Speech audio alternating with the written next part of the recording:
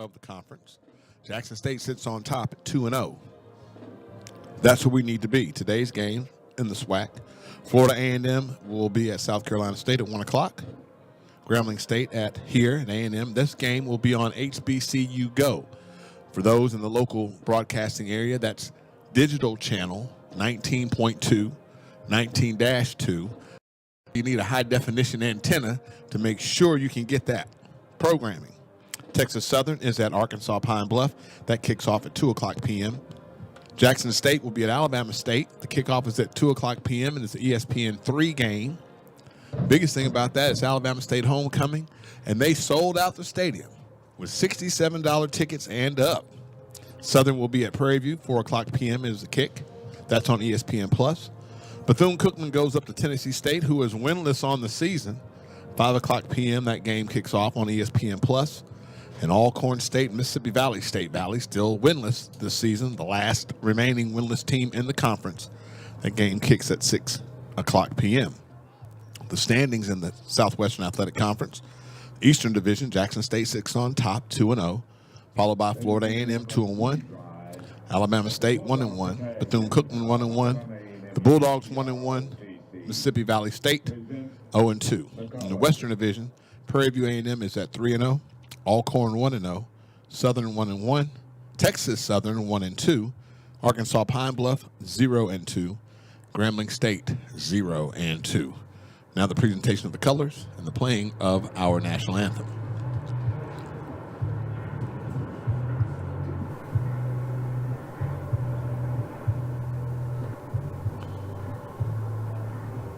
Again, this game may be seen live on Channel 19, Digital Channel 19, 19.2, or 19-2.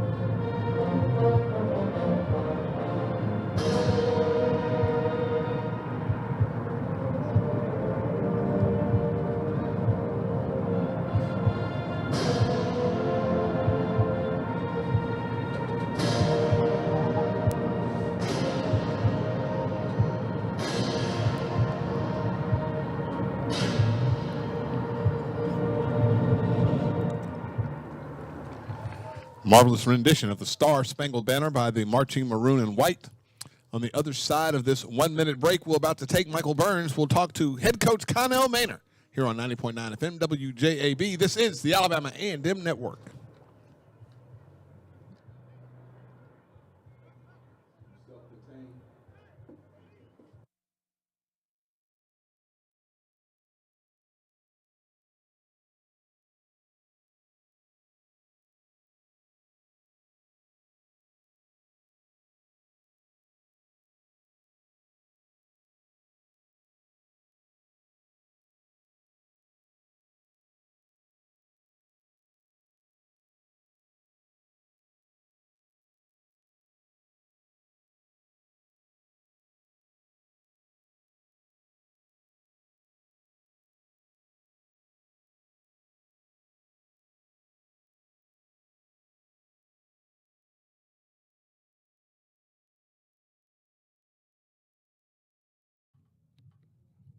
Welcome back to the pregame show on 90.9 FM WJB.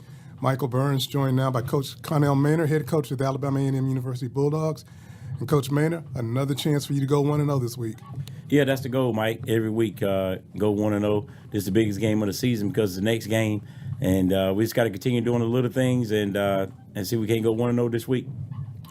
Coach Grambling comes in. They've had their struggles this year, but you can't overlook anybody at this point. No, you can. The SWAC is loaded from top to bottom.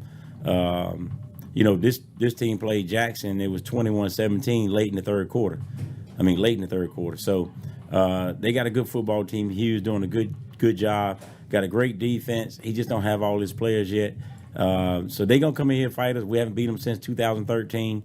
We need to play well if we want to win this football game. What are some of the things that you've got to do to win this game? Offensively, we got to stay balanced. Got to try to run the ball. Our quarterback got to protect the ball, no turnovers. Don't get the defense in short fields and change the momentum of the game. Defensively, we got to do the same things we've been doing, causing turnovers, getting some sacks, not giving up big plays on defense, and we'll be fine. Coach, last week against Bethune-Cookman, you were able to put a lot of those things in there. We saw some changes, we saw some adjustments, and we saw a good game and a win for the Bulldogs. Are those the same things that we'll see this week? That's it. That's what we're trying to do. Offensively, we want to run the ball as much as possible, throw it when we have to, and not turn it over. Defensively, again, cause turnovers, get sacks, don't give up big plays, tackle well. So don't give them any explosive plays. In offense, we get some explosive plays. Mindset of the team this week? Great mindset. It's a great mindset coming off a big win, homecoming, understanding that Grambling got a good football team, and we got to continue doing what we were doing last week. We can't live off last week. We got to come out and do it again this week. Your mindset coming into this game? My mindset is always it's just like it is every game. It's the next game. It's the biggest game of the season, and we got to go out and take them one at a time, one quarter at a time, one half for one game, and just do the little things. Coach, the things that you carry over from the last game, we talk about the fact that they've got that feeling about it, that it was a good win. They pulled it into this week. How do you temper that, though, so that they're not playing above what their expectations are? Well, we had another good week of practice, we thought, and that's where it starts. You win the games during the week. You don't win them on Saturdays, and it's in the preparation during the week and the effort and how hard you work and prepare. And I thought we had a great work week this week, so I'm looking forward to the guys going out playing well today. Coach, any final words for the Bulldog fans? Go Bulldogs. Coach Connell Maynor, head coach of the Bulldogs, and you heard what the man said. We'll be back with more of the pregame show right after this. This is the Alabama A&M Network.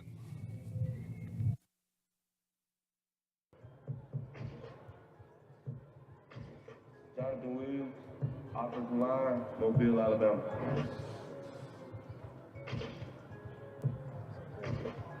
Weston Clark, tight end, West Palm Beach.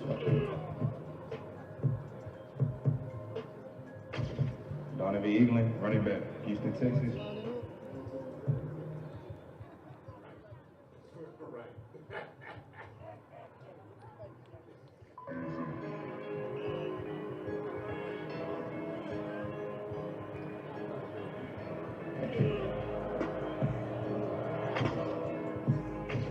Zarian Hayes, defensive end, South Carolina.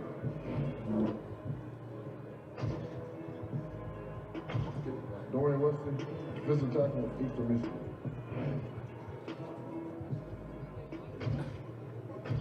Lester Richardson, Jr., D-line, Mobile, Alabama. Welcome back to the Lewis Cruz Physical Education Complex on the beautiful campus of Alabama Agricultural and Mechanical University. Hello, Mama Eula Steen and all those listening to Bulldog football. First things first, my mea culpa. Last week on the Alabama A&M Football Review, which you can see Sunday night about 10:45 on WGDX, Channel 54 in Huntsville, I said the Bulldogs had never beaten Grambling at home. Oops, I apologize for that mistake. The first time it happened under the Coach Anthony Jones-led team, 2006. Yes, that season, the Bulldogs won the conference championship, our first one, beat Grambling like a drum, 30-27. I apologize to that team, that coaching staff, and all the Bulldog faithful for my faux pas.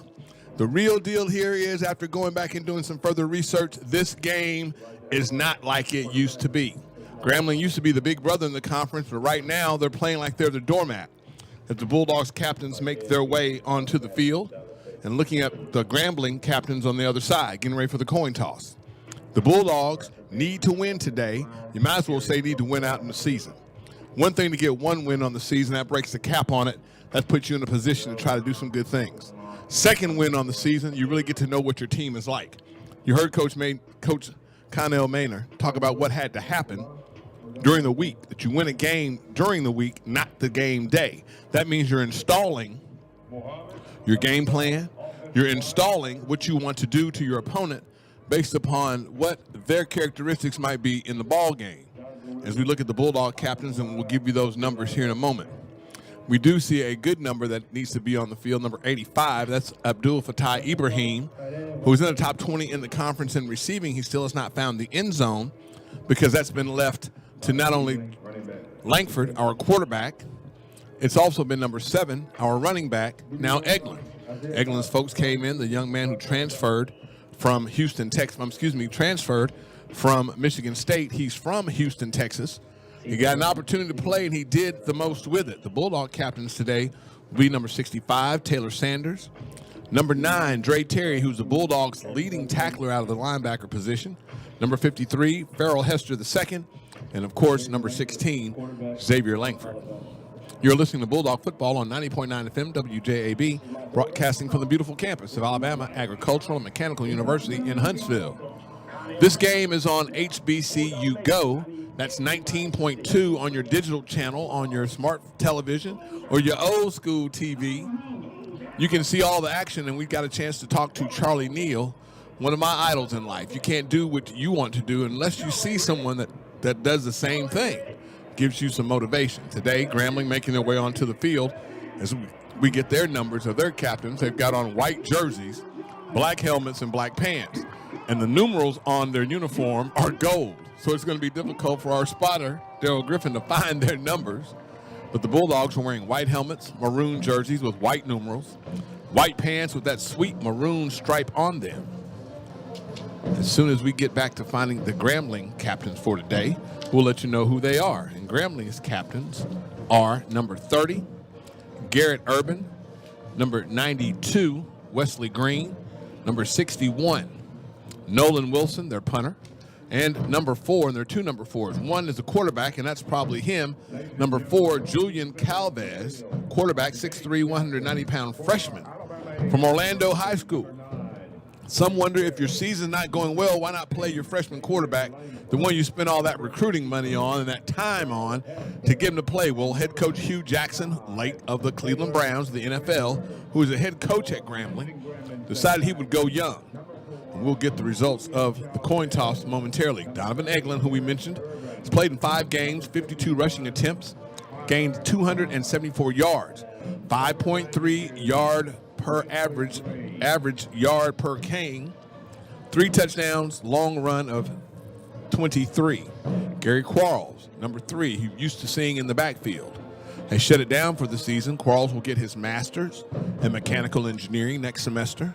He's decided to spend his last year of eligibility, as I asked him, thinking about a PhD program. That would be unique. So we wish Mr. Quarles well. Xavier Langford is our 3rd leading rusher. That is to be expected, from my opinion. 4 games played that they list, 37 rushing attempts, 107 net yards, a long run of 64. And also today we will see Harold Jemison Jr. On the receiving side, the leading receiver for the Bulldogs is number 10, Isaiah Cox. 5 games played, 14 receptions, 233 yards, 1 touchdown. Abdul Fattah Ibrahim is our next leading receiver with 13 catches, 138 yards, no touchdowns, but long of 40. And then Cameron Young will round out the top receivers, except we need to mention Bryson Clark, because that young man from the tight end position has been giving the Bulldogs an opportunity to get into the end zone, especially in the red zone. Kendrick Johnson also at the tight end position, number 89, a graduate student, last year of eligibility, maybe.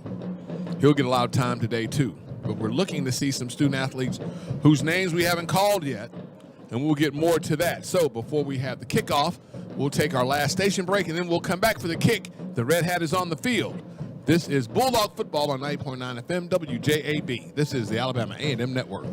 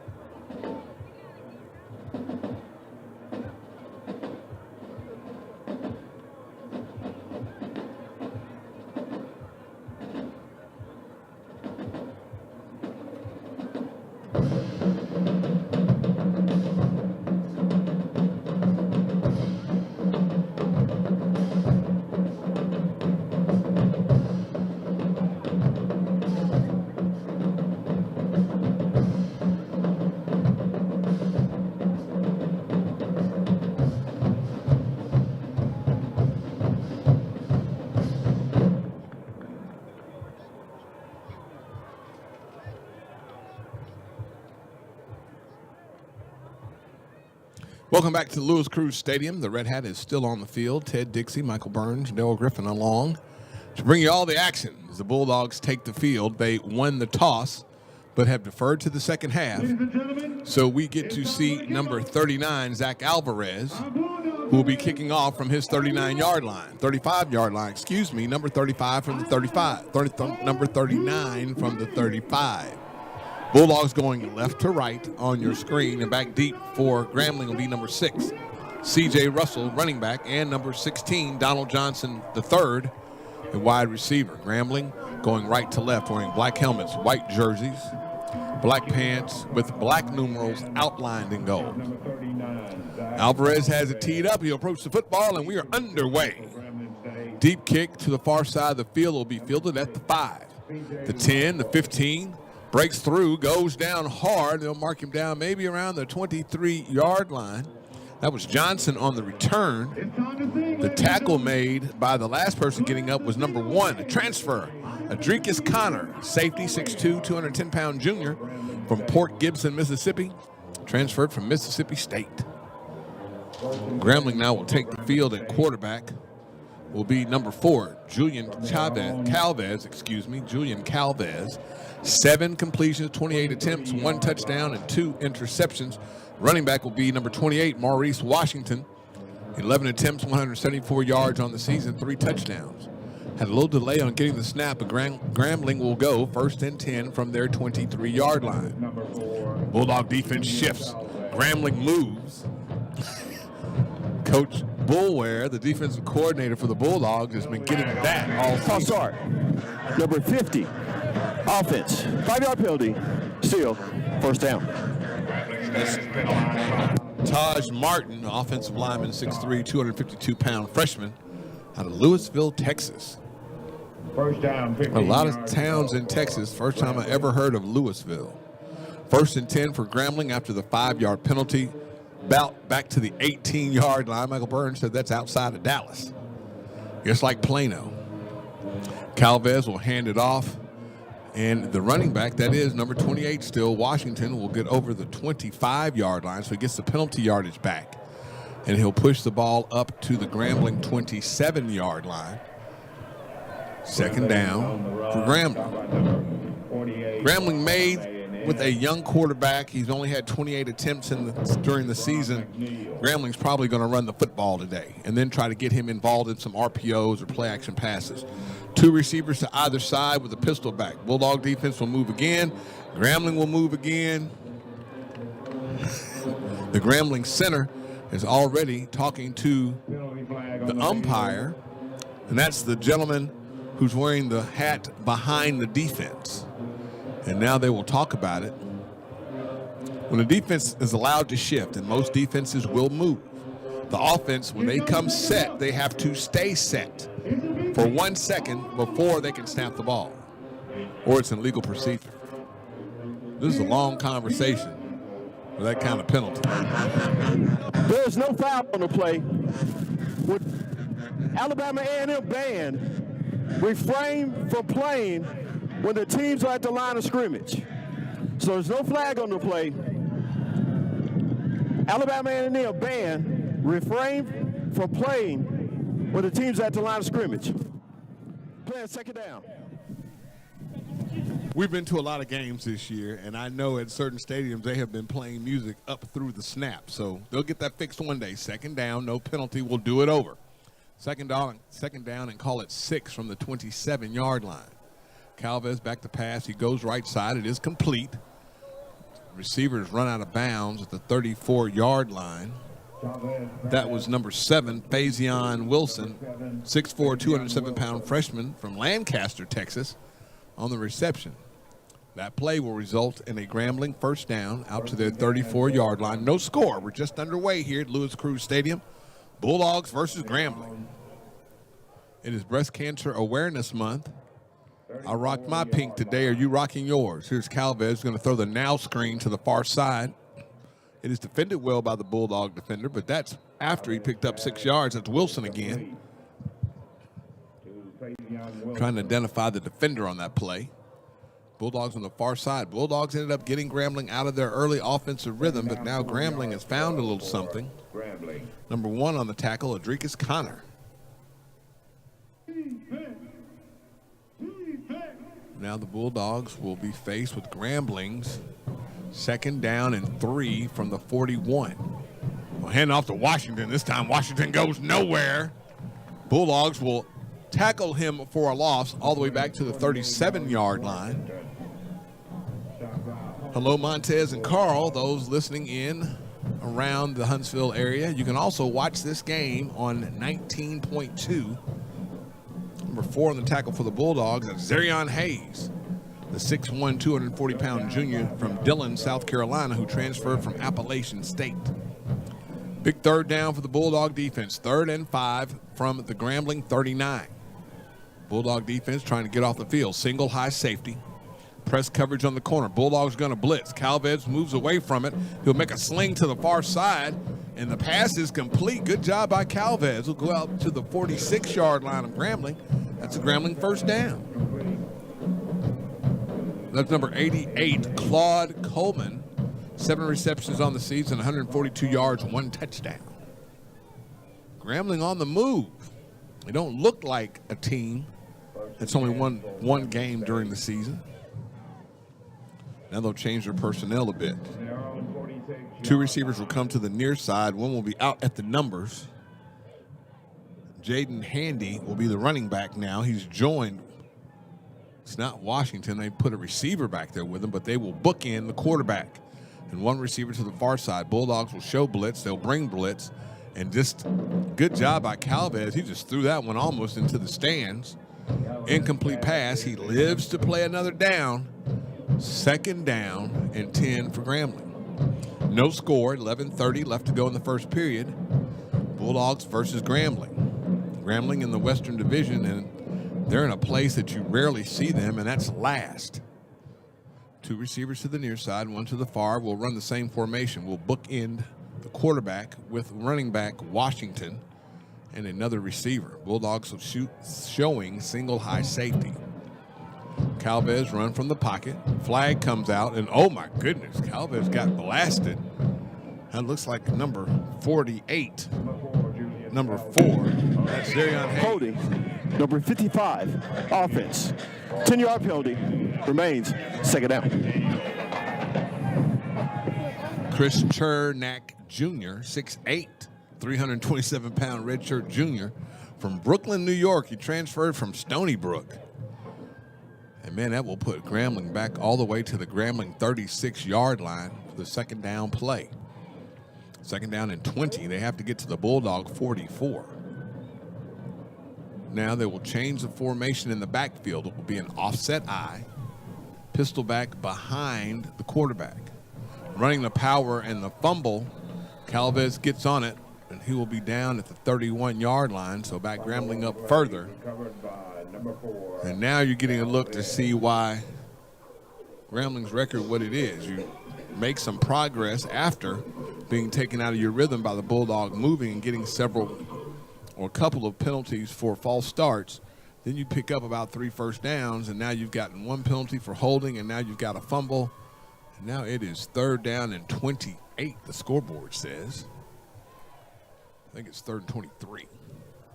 Trip receivers to the far side for Grambling, 2 to the near. That's an empty backfield for Calvez. He'll throw the short side screen, and oh my goodness. Zarion Hayes came through. Hey, man, let's not run that play again. That's what number 28, Maurice Washington, is saying. As he got rattled a bit, now we will see Grambling punt it. Jimmy Isles comes onto the field.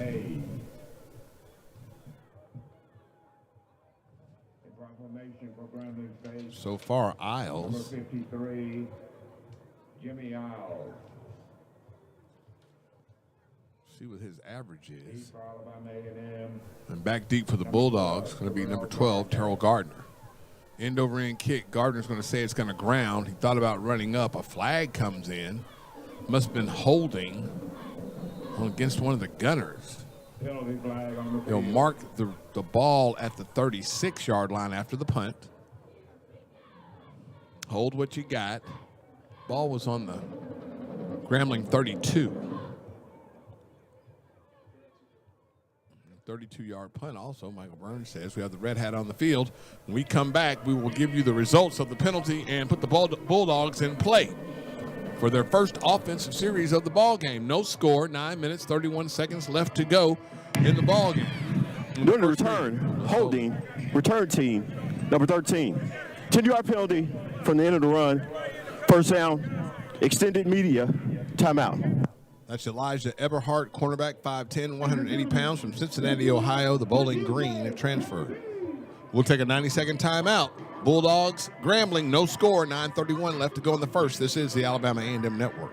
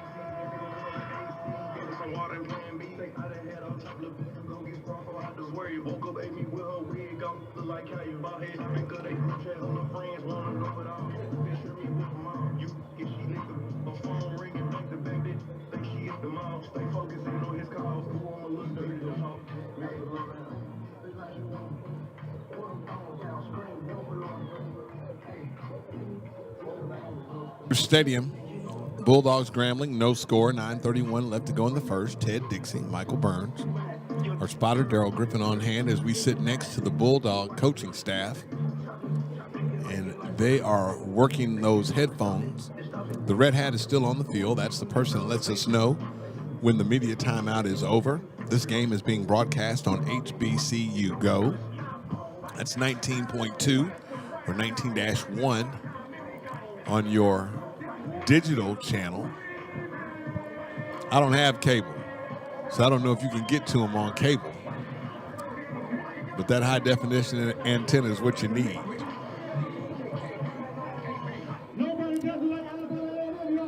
Michael tells us if you have a Roku TV or a Roku device or a Fire Stick and a Fire Stick device, you can find it there. The HBCU Go app, I'm sure.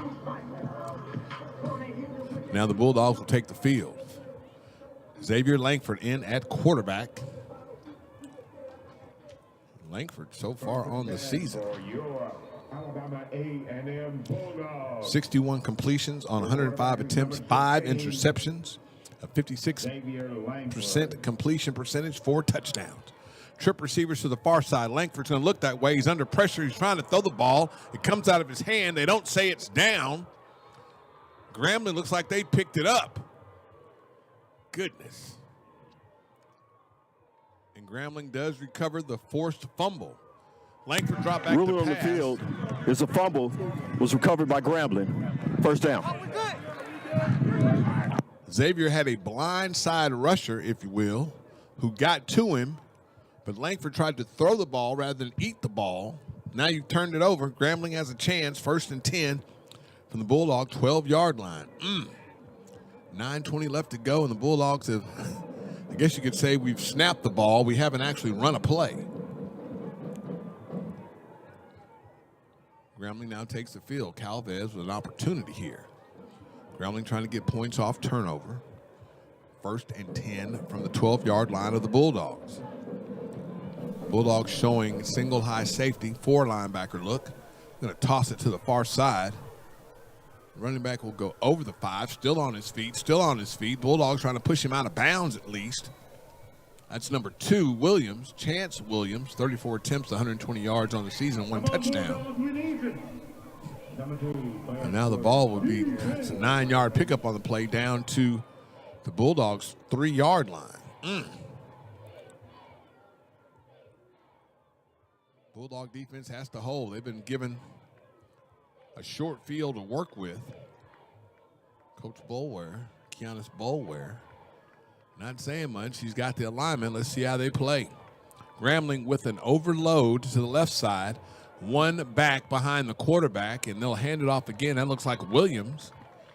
Williams will be stacked up. Doesn't look like he gained anything at all. Now they say it looks like he gained a yard. It might be a first down.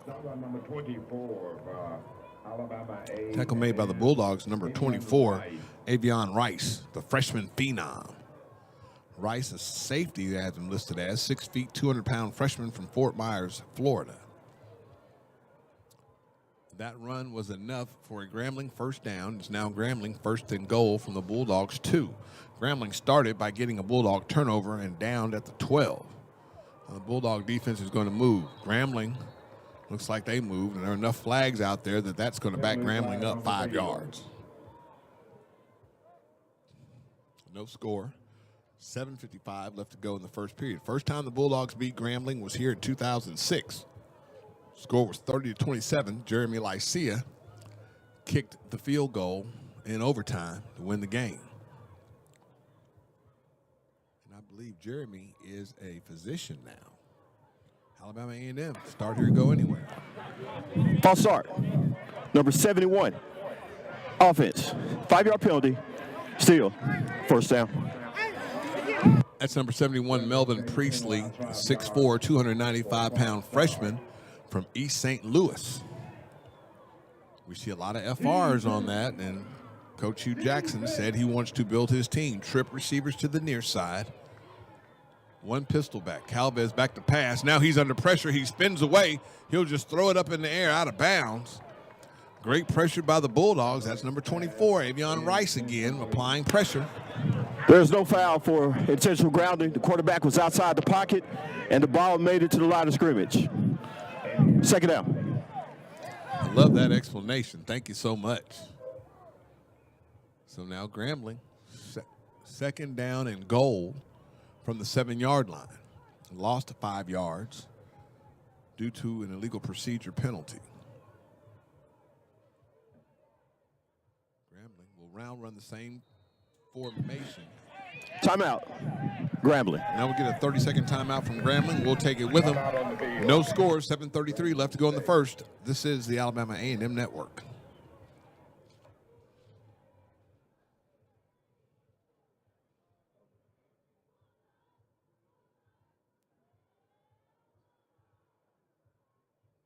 Ariel took down enough pins to help win a conference championship.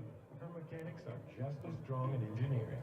Aiden is mastering psychology on the golf course and in the classroom. No hurdles too high for Raven, on the track or in nutrition. Alabama A&M, 4 years of artistic, academic, and athletic discovery.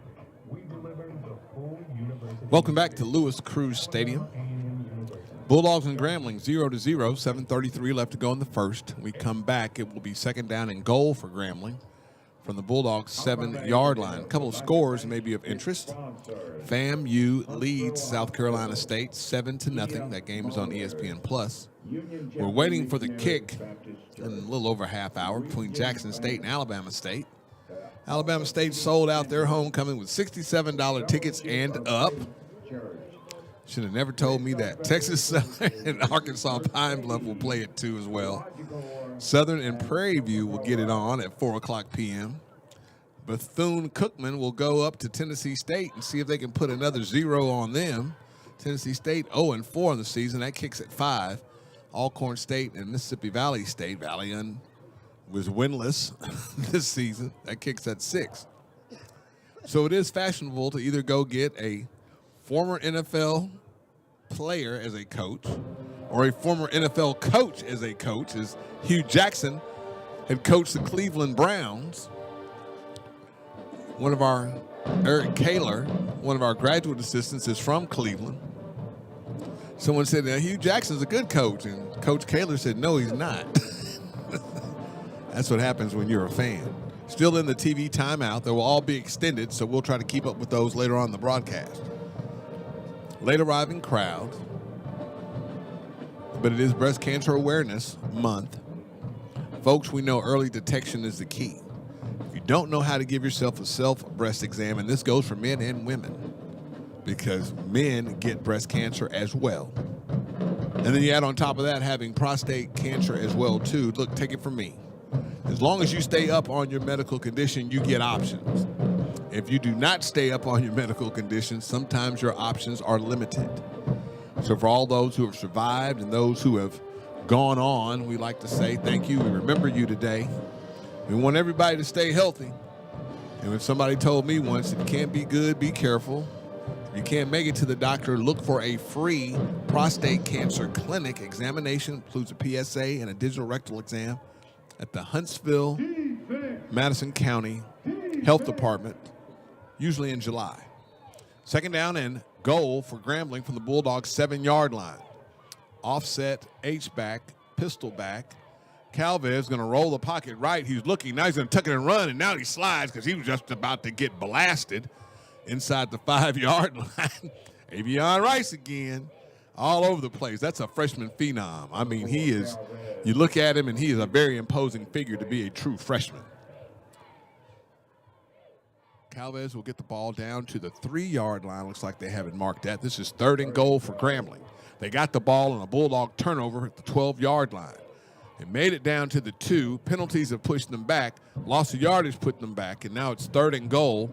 We'll call it the 3. Trip receivers to the near side, 1 to the 2 to the far, empty backfield. Calvez is going to 0 it. That means keep it and run, but no. Several Bulldogs there, especially number 4, Zarion Hayes. Calvez does not get anything on the touchdown part, and now Grambling will try a field goal. They'll trot out number 18, Luca Duarte. The field goal attempt, they'll mark the ball, they'll hold it at the 15-yard line, so really it's a 25-yard field goal. I'm trying to figure out who the holder is, but the long snapper is number 61, Nolan Wilson. Bulldogs in punt and field goal block formation. Here's a snap, the hold, a kick, and it is up. But a timeout is called before the kick. False start. Offense. 5-yard penalty. Remains 4th down. It means Duarte's going to back it up 5 yards and be kicking from the 20. I was thinking who the holder might be. Might be the punter. So now the 20 ball being marked at the 20 makes it a 30-yard field goal. Bulldogs get another chance to block it. Duarte's glass kick looked like it had been good from 40. No score, 5:59 left to go in the first. Grambling was threatening, and now they will attempt a 30-yard field goal.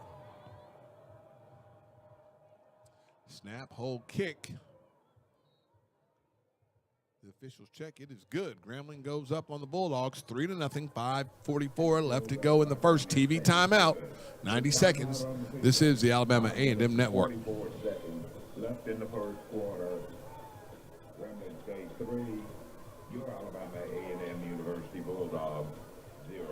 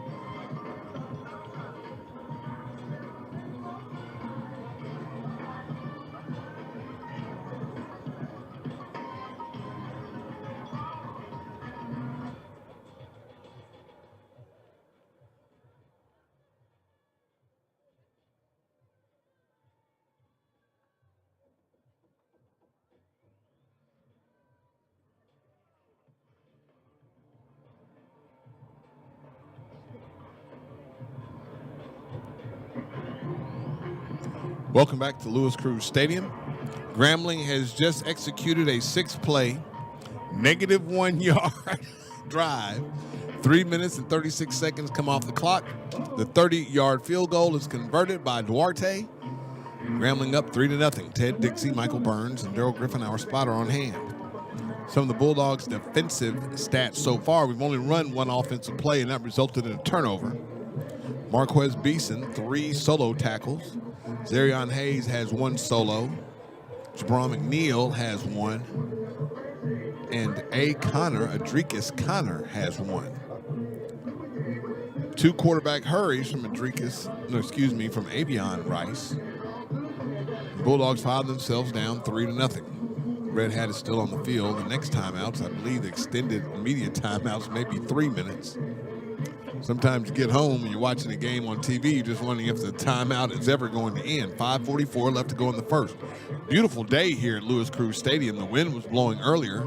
It's a 64-degree day, but it feels like 72. The wind is out of the north, 5 miles per hour. 41% humidity. That means my weave won't fall out today. Bulldogs will go back to receive the kick. Number 4, Cameron Young back, 1 return man, and number 12, Terrell Gardner back. Grambling has it teed up. The Red Hat is off the field. Grambling will kick from their 35. Bulldogs will get a chance at their second offensive series and a chance to run their second offensive play. Big shout out to 2 of my Centurions, Mrs. Nell Lane Bradford and Mrs. Sylvia Scott. Preparing to kick off will be Duarte. He puts a foot into it, the diminutive one, and it will be fielded by Young at the 15. Young at the 20, looking for a hole at the 25. He's still on his feet, trying to get to the 30. Puts his head down again, and Cameron may have made it all the way back to the 30-yard line.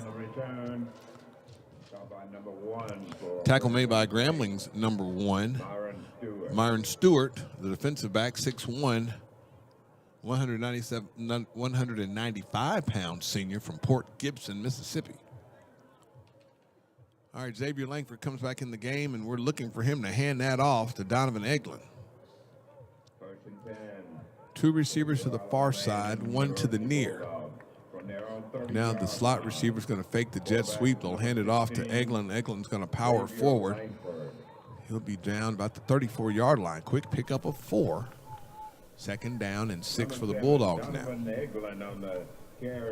Tackle made by number 9, Sundiata Anderson, who has 16 tackles and 3 sacks on the season. That's that young man. You got to find out where he is on the field. Most time you try to run away from someone like that. Langford looking. He's got double receivers close to the line of scrimmage. Going to hand it off to Eglin. Eglin looked like he was going to get stopped for a loss. somehow he squoze his way through there. And he'll go up to the 39-yard line, be short of the first down by a yard. 3rd and 1. Bulldogs with a hurry-up offense. 2 flankers to the far side with the tight end, 1 receiver to the near. Offset eye. They're going to check. Now they'll look at Coach Mai, who's getting instructions from Dwayne Taylor, the offensive coordinator. Excuse me. Now the Bulldogs will put their heads down and start pointing and know who to block, and they'll hand it off. No, it's an RPO down the side, and oh my goodness. What a play by the Grambling defender against number 4, Cameron Young. That's number 1 for Grambling on that play. Myron Stewart calling his name a whole bunch all of a sudden.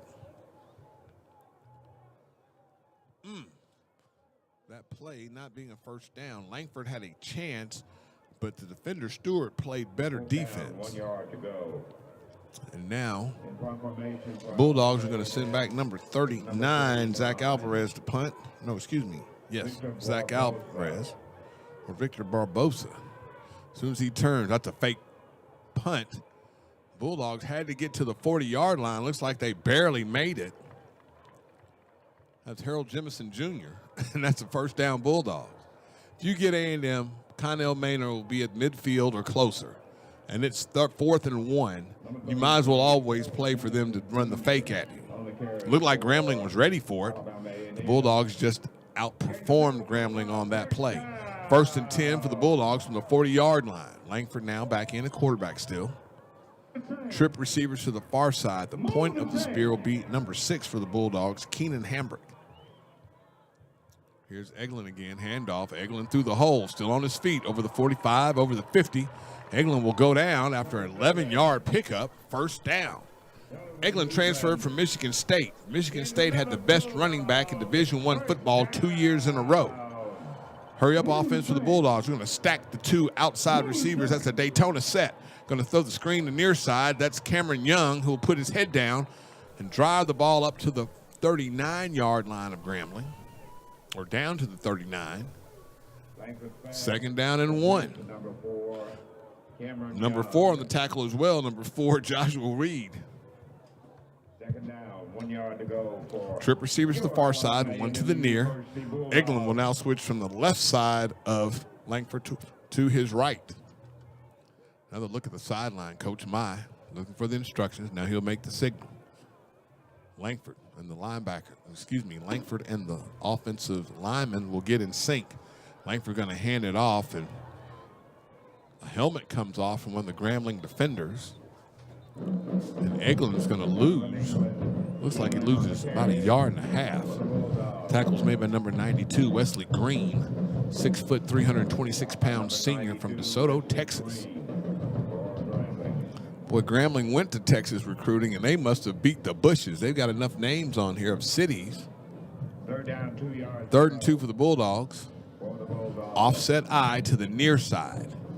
That's Kendrick Johnson in front of Eglin. Now Eglin will stand right behind him. They're going to run the power to the left side. Eglin on his feet. He's driving. Kept pumping his legs, but it looks like he's going to be short of the first down.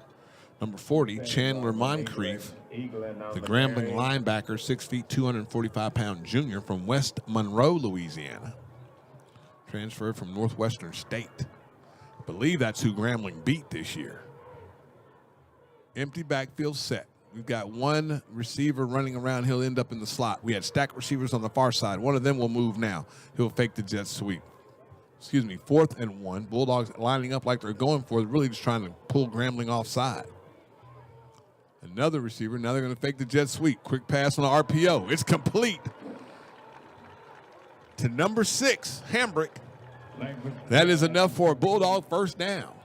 Bulldogs set up receivers on either side, and then they started playing games with the Grambling defense by running a receiver out of the slot, either faking a jet sweep or running behind the formation. 1st and 10 for the Bulldogs from the Grambling 35-yard line. Handoff again to Eglin. Eglin's going to push it down and get 1 yard out of it. 45 seconds on the first quarter clock, so they will have to snap the ball again. Brian Powell, number 48, defensive lineman, 6'2", 230-pound junior out of Atlanta, Georgia, came from ASA College. 2 receivers to the near side, 2 to the far. Eglin at running back. RPO, fake to Eglin. Langford steps up in the pocket. He's at the 35, at the 30. And then Langford will dive to the ground at the 26-yard line. Good job by Langford. The clock is at 16 seconds. Joshua Reed, number 4, the linebacker from Grambling, on the tackle. Bulldogs in a hurry-up formation now. Quick handoff to Eglin. Eglin goes left side, breaks through the line. 15, 10, 5, touchdown Bulldogs. Donovan Eglin. Before the clock goes to 0 at the end of the first quarter, Bulldogs will now get an untimed down to attempt the extra point. 34-yard run. And I mean, Eglin got through the first line, and boy, he starts the high step all the way into the end zone. That's a personality for you. On the extra point now, 49, Victor Barbosa, the redshirt freshman from Hialeah Gardens, Florida Memorial transfer. Snap, hold, kick. Mark Trina on the snap. Quincy Casey on the hold. And Victor Barbosa with the extra point. Timeout on the field. We have a flag down. They'll discuss this, but this penalty will be taken unless they take it off the board. 12-play drive, 70 yards.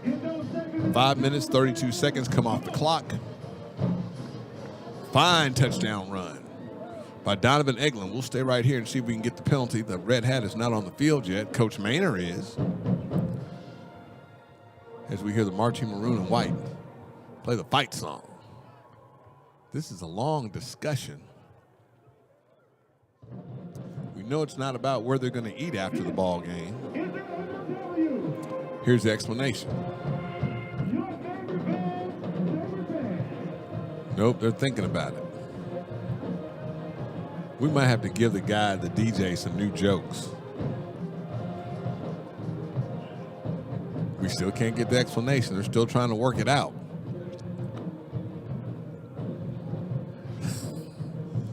Bulldogs just got a touchdown, the extra point. Bulldogs are up 7-3. And as soon as we get this explanation about the penalty, we'll be able to take a timeout. Coach Maynard got an explanation. Personal foul.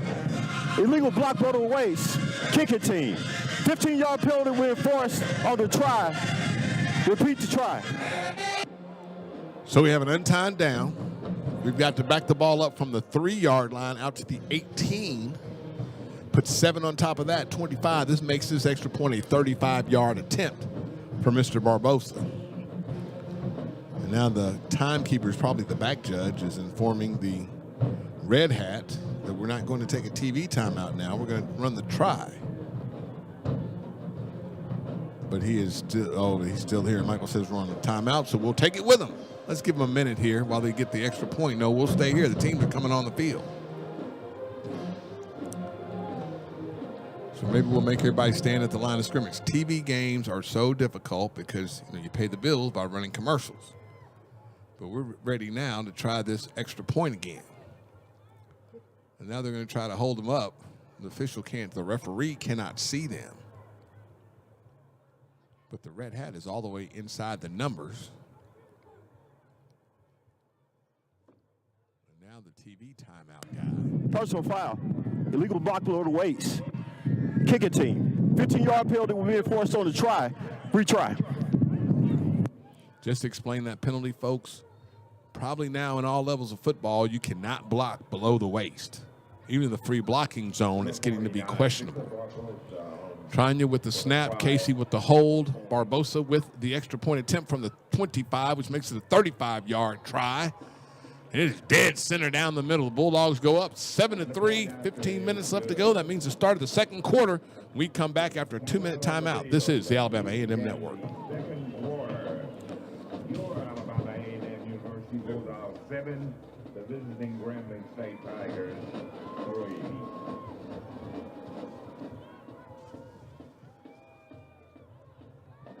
Alabama A&M would like to thank its sponsors for today's game.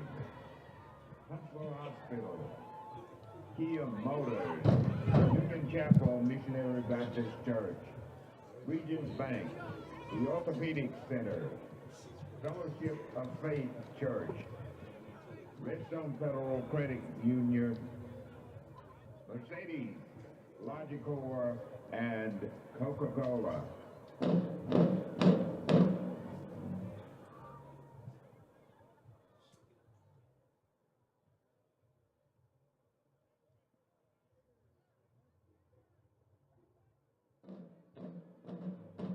Of the conference. Jackson State sits on top at 2-0. That's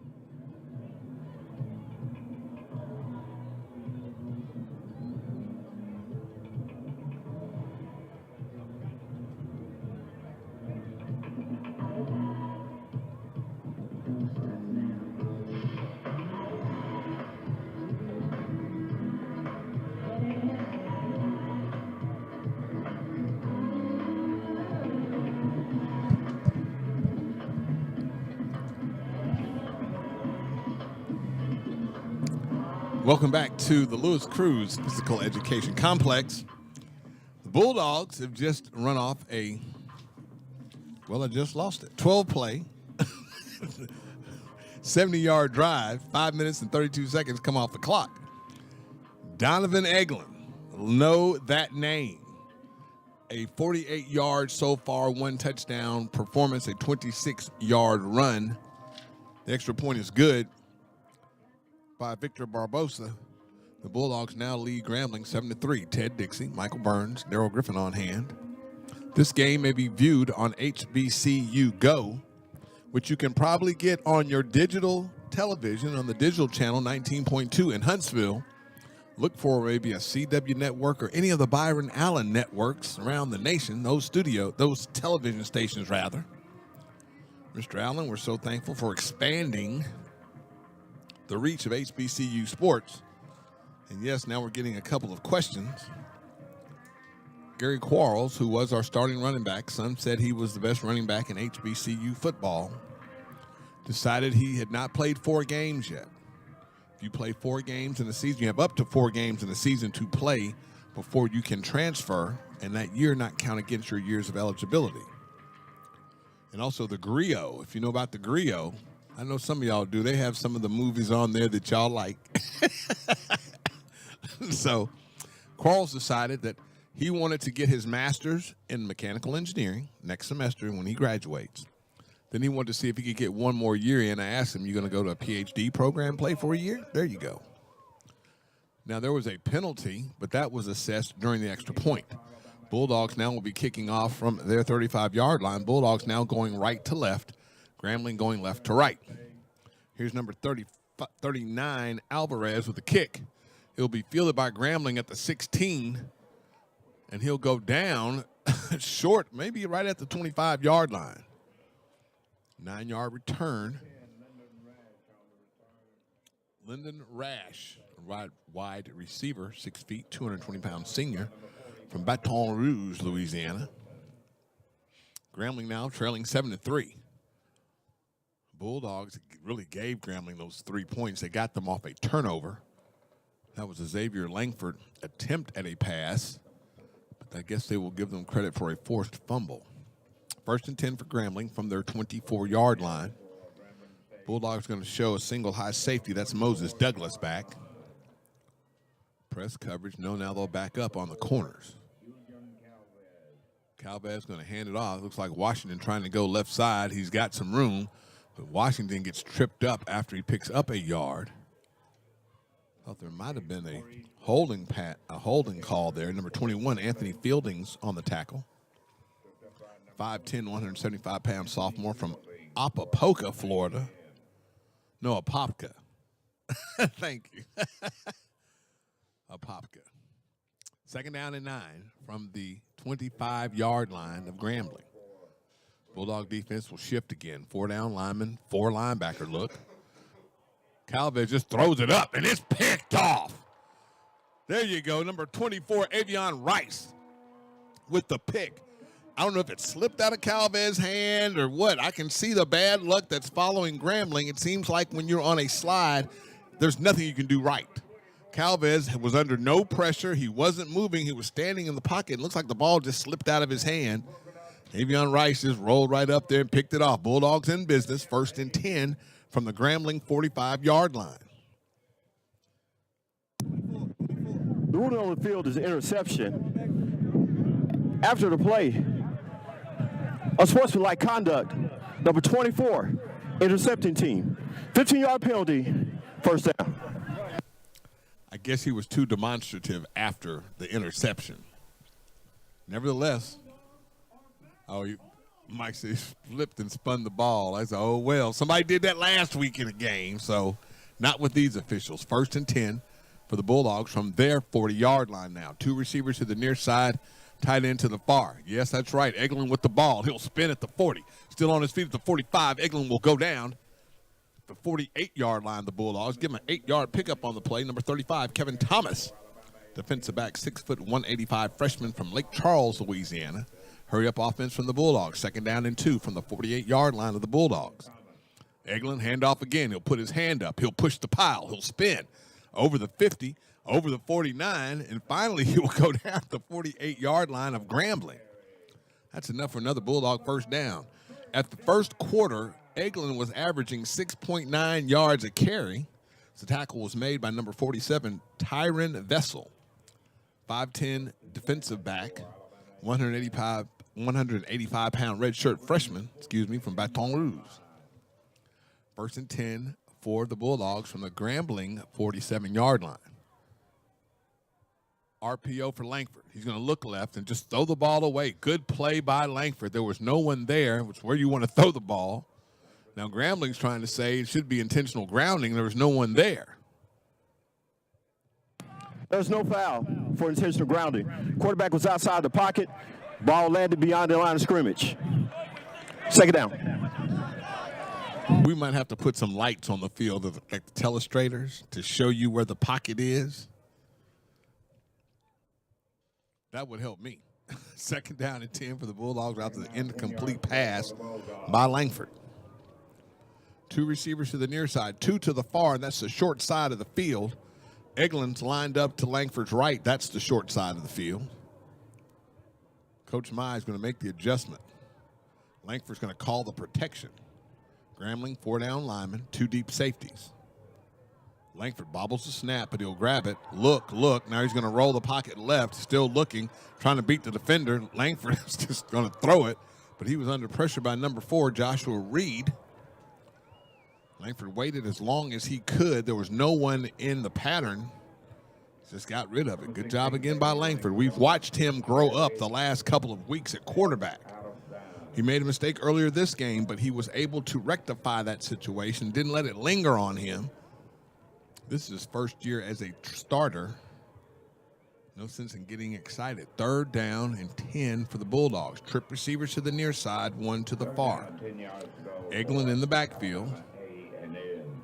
He will be on the left of Langford as Langford looks over to Coach Mai and gets the signal. Then we had a snap or movement. Timeout. Offense. 30-second timeout. Play clock was running down. Timeout on the field. They're now going to check with the red hat. Will he or won't he? Nope, we're going to just stay here with a 30-second timeout.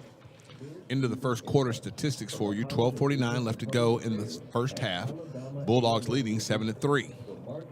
Donovan Eglin, 7 rushing attempts, 48 yards, 1 touchdown, long at 26. Harold Jemison had a 4th down fake punt run for 1 yard. And Xavier Langford at the end of the first quarter was -6.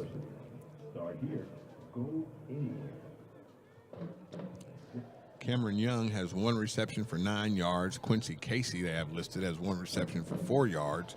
But that was number 6, not number 8. Three receivers to the far side. No, excuse me. Three receivers to the near side, one to the far. Eglin will be to Langford's left. 3 down linemen for Grambling, and they'll walk up 2 linebackers. Langford's going to hold it, keep it. He'll spin at the 50, fall forward down to the 46 of Grambling. So the third down play at least results in 2-yard pickup. And that'll be 4th down and 8 for the Bulldogs. Offense staying on the field. But now Coach Maynor will play field position and send number 49, Victor Barbosa, onto the field, who did not have a punt in the first quarter. Now Grambling will respond late. I'm trying to see who their return person will be, and that's number 16, Donald Johnson III. Johnson will tell everybody to get away. It bounces at the 20. It'll bounce inside the 15, inside the 10, rolling inside the 5. The Bulldogs are going to down at the 4-yard line of Grambling. Good job by Barbosa. Red Hat is on the field. We'll take this quick 2-minute timeout with them. 11:49 left to go in the first half. Bulldogs lead 7-0. This is the Alabama A&M Network.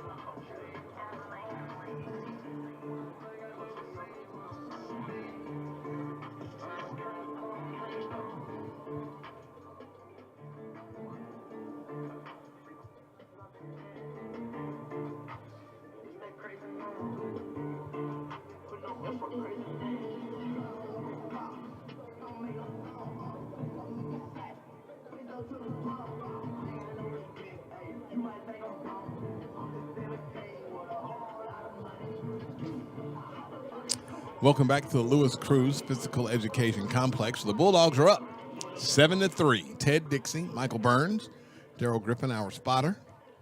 The Red Hat is still on the field. Guess they missed that last time out, so they went to 3 minutes on this one. Nevertheless, HBCU Go is presenting a live broadcast. Kevin George from out in Arizona, or is it New Mexico? One of those far west states. Says hello to everyone back home, and he is watching on the app. So you can go to the HBCU Go app and get the game. You can go to your local broadcaster and go to the digital feed and get the game. Here in Huntsville, it's 19.2. Or you can go find the A&M broadcast on YouTube. That's a lot going on, a whole different lot of platforms, and you can find your Bulldogs. 1st and 10 for Grambling from their 16-yard line. Grambling going left to right. Black helmets, white jerseys, black numerals outlined in gold, and black pants. And now flags come in before they False start. Snap off. Number 71, offense. 5-yard penalty. Still first there. Melvin Priestley, that's your second one, Melvin. He'll have to get that fixed. I don't think the defense moved on that one. Michael says we did shift. And now Now Calvez back with two receivers on the near side, one to the far. He's going to hand it off to Washington, try to play it safe. Washington will be stacked up. It looks like he lost a couple yards. Sometimes that second effort, if you bounce off someone and then reverse your field, you're taking a few steps back, and if you get tackled again, you're going to get a loss, just like Washington did there. They'll take him back to the 9-yard line. Hurry up offense for Grambling. Second down and call it 11. Calvez was going to go deep. Now he'll tuck it and run, and now he will slide just outside the 20-yard line. He's trying to avoid getting hit and then end up out of the ball game. They will say he is down at the 21-yard line. Third down and 5 for Grambling. 11:02 left to go in the first half. Bulldogs up 7-3. Press coverage on the outside by the Bulldog corners against the Grambling receivers. Blitz. Calvez tried to get away, but he'll go down. That's number 48, Jabron McNeil. Came off the corner. McNeil picked it up last week, and now he's continued that fine play this week. Good job by who they call Bron. One day at practice, his car was parked. Coach Maynard asked him, "Hey, Bron, they said your car's about to get towed." And Bron says, "Well, Coach, I didn't park my car." "Oh, yeah, I did, Coach." He had to. You're listening to Bulldog Football on 90.9 FM WJB, broadcasting from the beautiful campus of Alabama Agricultural and Mechanical University in Huntsville. Fourth down for Grambling, 4th and 12. From the Grambling 14-yard line, Terrell Gardner will be back deep at around the 47-yard line of the Bulldogs. Punting for Grambling will be Isles. Ooh, it skipped on him in the end zone. His knee was down. He stops playing, but there was a flag before that. Before the snap, delay a game, offense, 5-yard penalty, still 4th down. I know Isles was breathing a sigh of relief because the ball bounced, and looking at his reaction, he realized he had kneeled to catch the ball. In college football, a knee goes down. That's where the ball is down. You can't get up and run. Isles will take it. He's punting from the end zone. He gets a good one off.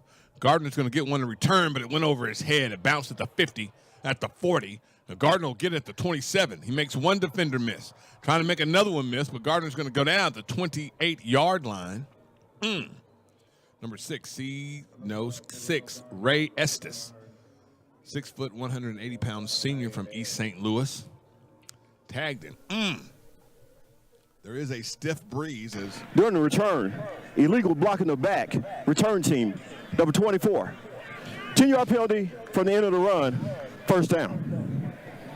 Avion Rice playing well in the first quarter, second quarter. That's why you can't get too high, you can't get too low. He now makes a block that is a penalty. Now the Bulldogs will start. Looked like we were going to have good field position around midfield, and now we'll be starting inside the 20-yard line. The Red Hat is on the field. We'll take a 30-second timeout with them. Bulldogs leading 7-3. This is the Alabama A&M Network.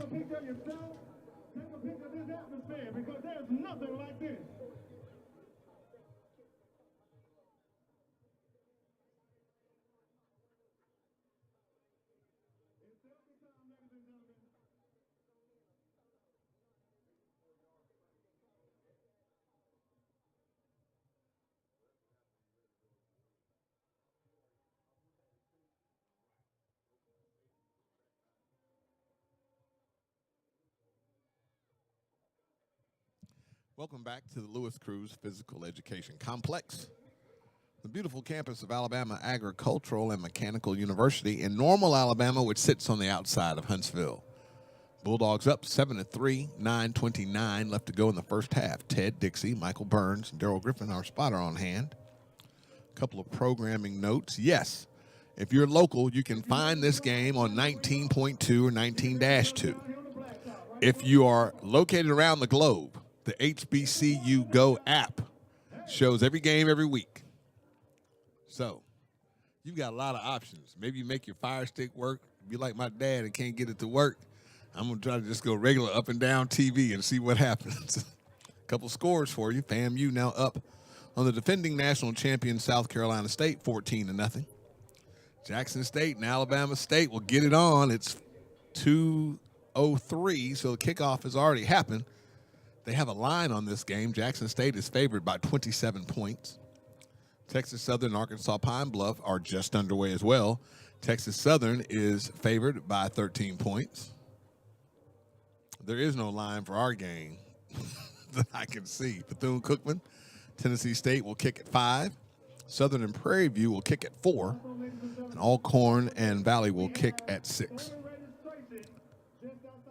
Just to remind you, voter registration, if you have not registered to vote, that includes anyone if you have moved, if you're newly located somewhere, go and get yourself registered to vote. You don't get a lot of free things or a lot of power in the country. You might as well vote. Grambling now will come back on the field on defense. Bulldog offense, we've got 7 points. We're leading. Let's see if we get another drive off. The last one was a 70-yard drive. This one will have to be a 72-yard drive. Langford in at quarterback. Diamond Eglin will be to his left. Abdul Fatai Ibrahim will be on the far side out at the numbers. 2 receivers on the near side. Now another receiver will join Eglin in the backfield. Langford will throw the ball right side. It is complete. The receiver, that's number 4, Cameron Young, who had lined up in the backfield, catches the ball out of the backfield. He'll get a 1-yard pickup, maybe 2. And from that collision, looks like he's got a headache too, but he looks all right. He's staying in the ball game. Grambling tackler, number 20, Chris Dagry. 2nd down and 8 from the Bulldog 21. Offset I, 2 receivers on near side, 1 to the far. False start. Offense, number 6. 5-yard penalty. Still 2nd down. That will be Keenan Hambrick, who is lined up on the far side of the field and jumps. Keenan, wide receiver, 6'4", 205-pound sophomore from Athens, Alabama. Went to Western Carolina. You'll recognize that name, Hambrick. His father is in the Alabama A&M record book. 2 receivers to the near side with the H-back. Hambrick will stay on the far side outside the numbers. Eglin in the backfield to Langford's right. Hand off to Eglin. No, Langford's going to keep it. He'd done better to hand it off. He only picks up a yard. And another collision. Number 5, Quincy Mitchell, 6'1", 190-pound defensive back, senior from Baton Rouge. Langford holding his hand after that collision. Quincy Casey now will come in at quarterback for the Bulldogs. Casey now has an offset eye to his right, 2 receivers to his right, 1 to the left. Quincy's going to hand it off. That's Eglin. Eglin slips as he tried to make a cut. To no avail. Quincy Casey on the season, 13 completions on 33 attempts, 3 interceptions. 39.39 completion percentage, 173 yards, along of 43. QB ranking of 43. And with that play, the Bulldogs punting unit will come on. Victor Barbosa will go back deep, plant his feet at the 2-yard line of the Bulldogs. The Grambling return person will be in Bulldog territory from the 49-yard line thereabouts. That's Donald Johnson III. Good snap, good kick, end over end. He's going to ground at the 34, ground at the 50, bounce inside the 45. Man, those punters have been getting a lot of rolls today. And they will mark that one at the 40-yard line. 7 minutes left to go in the first half. Bulldogs leading 7-3. Timeout on the field, 2 minutes. This is the Alabama A&M Network.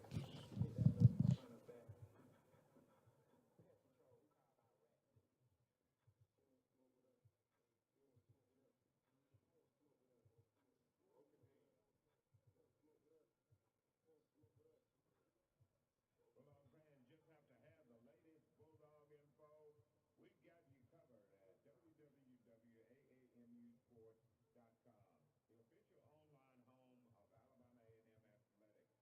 Catch all the news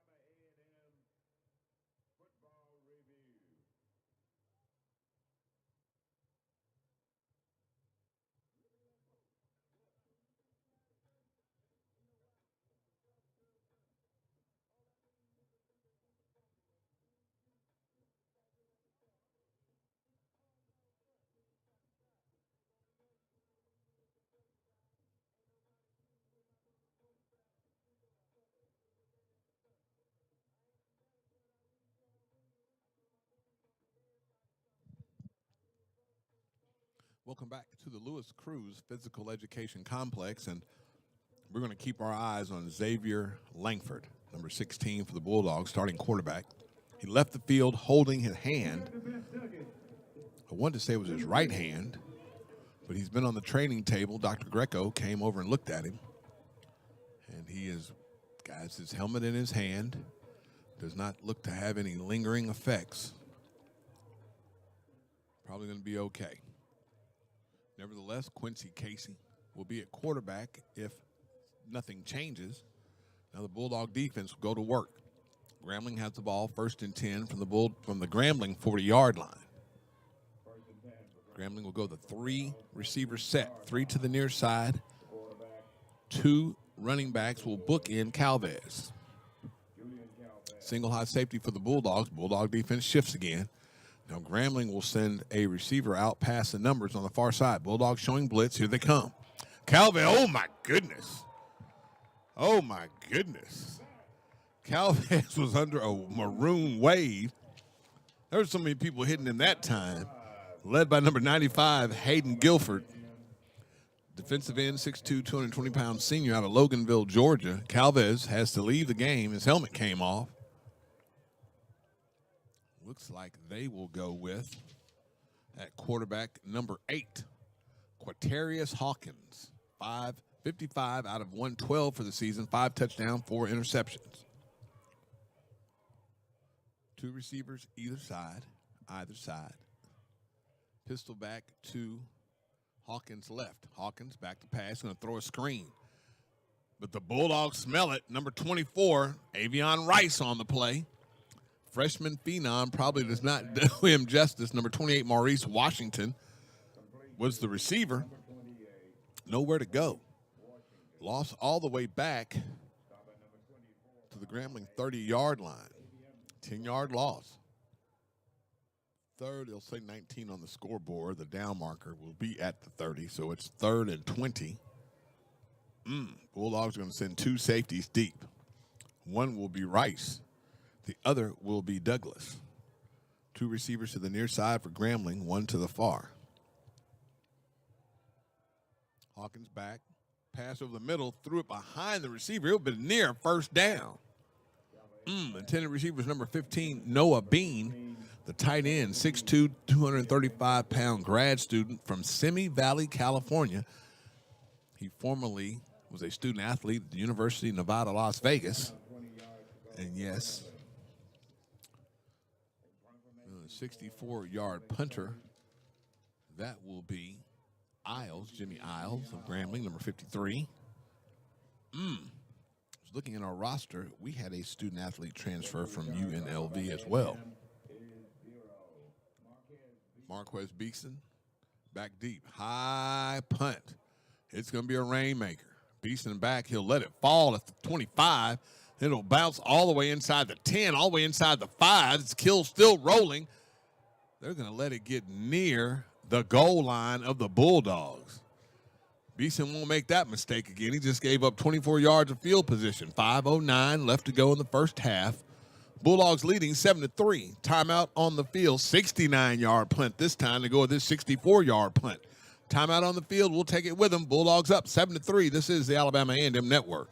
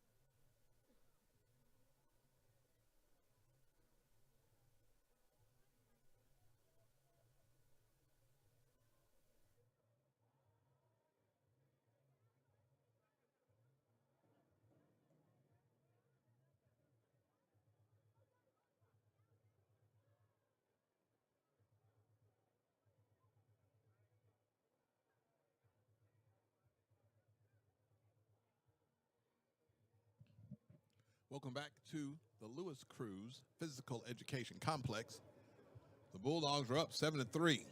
5:08 left to go in the first half. Ted Dixie, Michael Burns, Daryl Griffin on hand. 5 minutes and 8 seconds away from Michael Burns with all the scores and highlights and all things college football right here on 90.9 FM WJAB.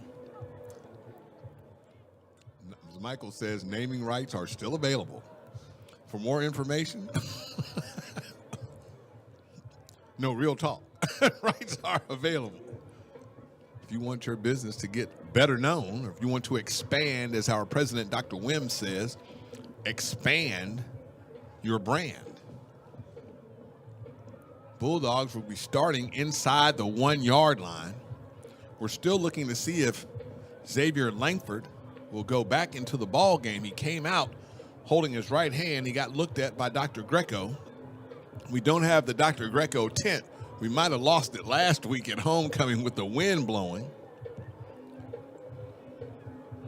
But Ted, he did leave the bench and went over and he replaced. He started taking snaps, basically, while we're on the sideline, I guess, to see if he could handle it. He took some snaps, but we can't see in the huddle right now where he is, so we don't know which quarterback will be going out there.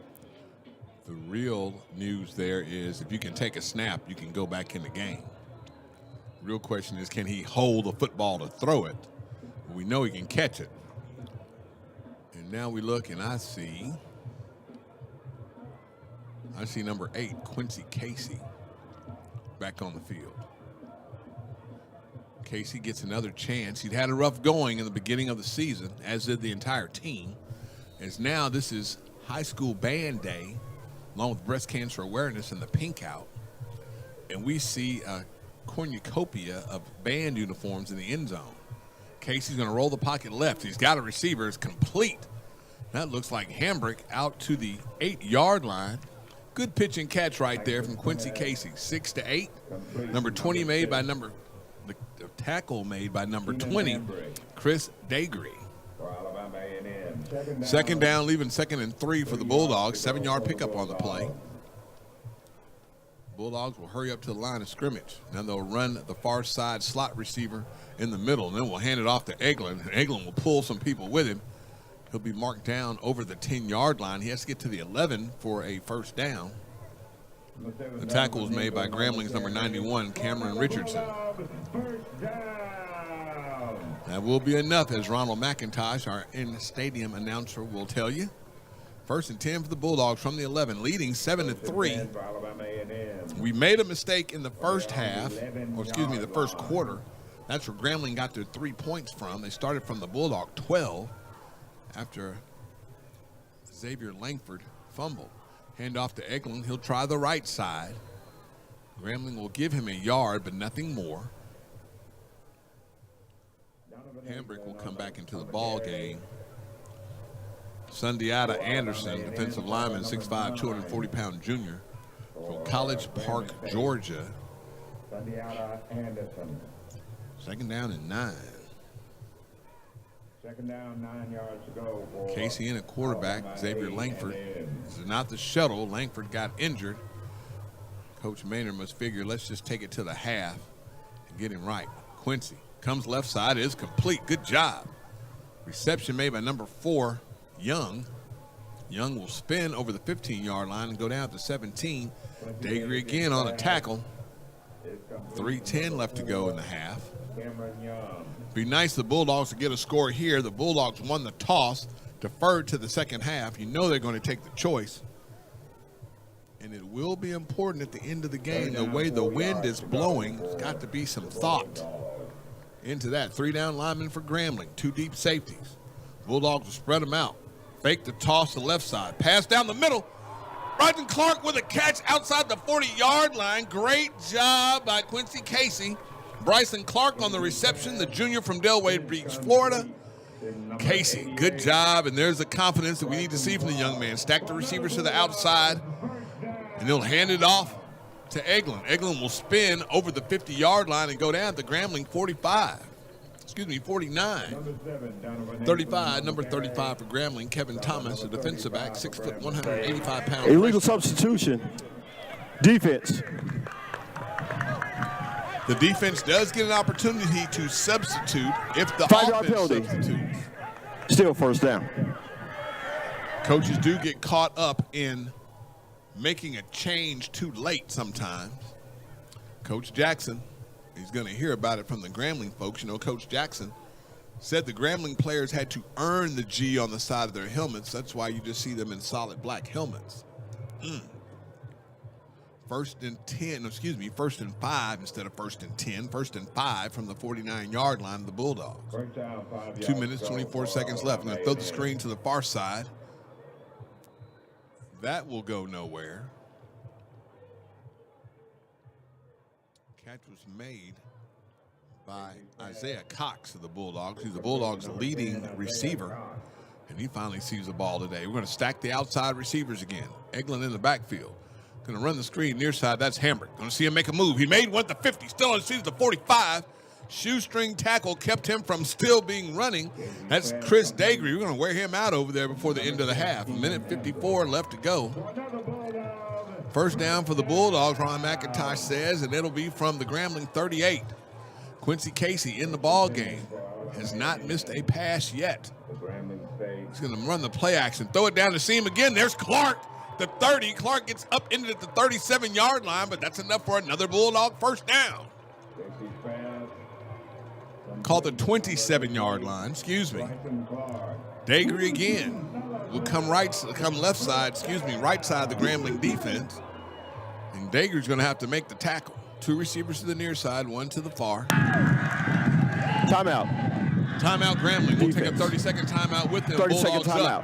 7-3. This is the Alabama A&M Network. Please put 1:23 on the game clock. 1:23 on the game clock.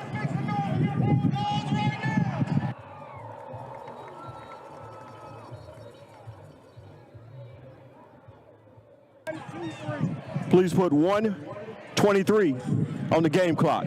1:23.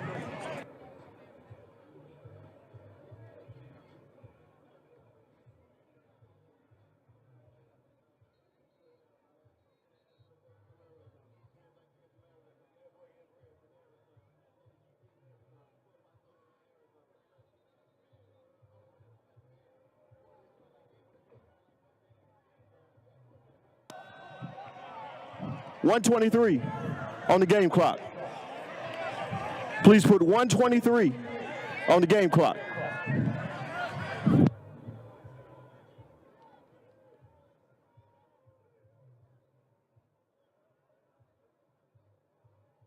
Welcome back to Lewis Cruz Stadium. Bulldogs now 1st and 10 from the Grambling 26-yard line.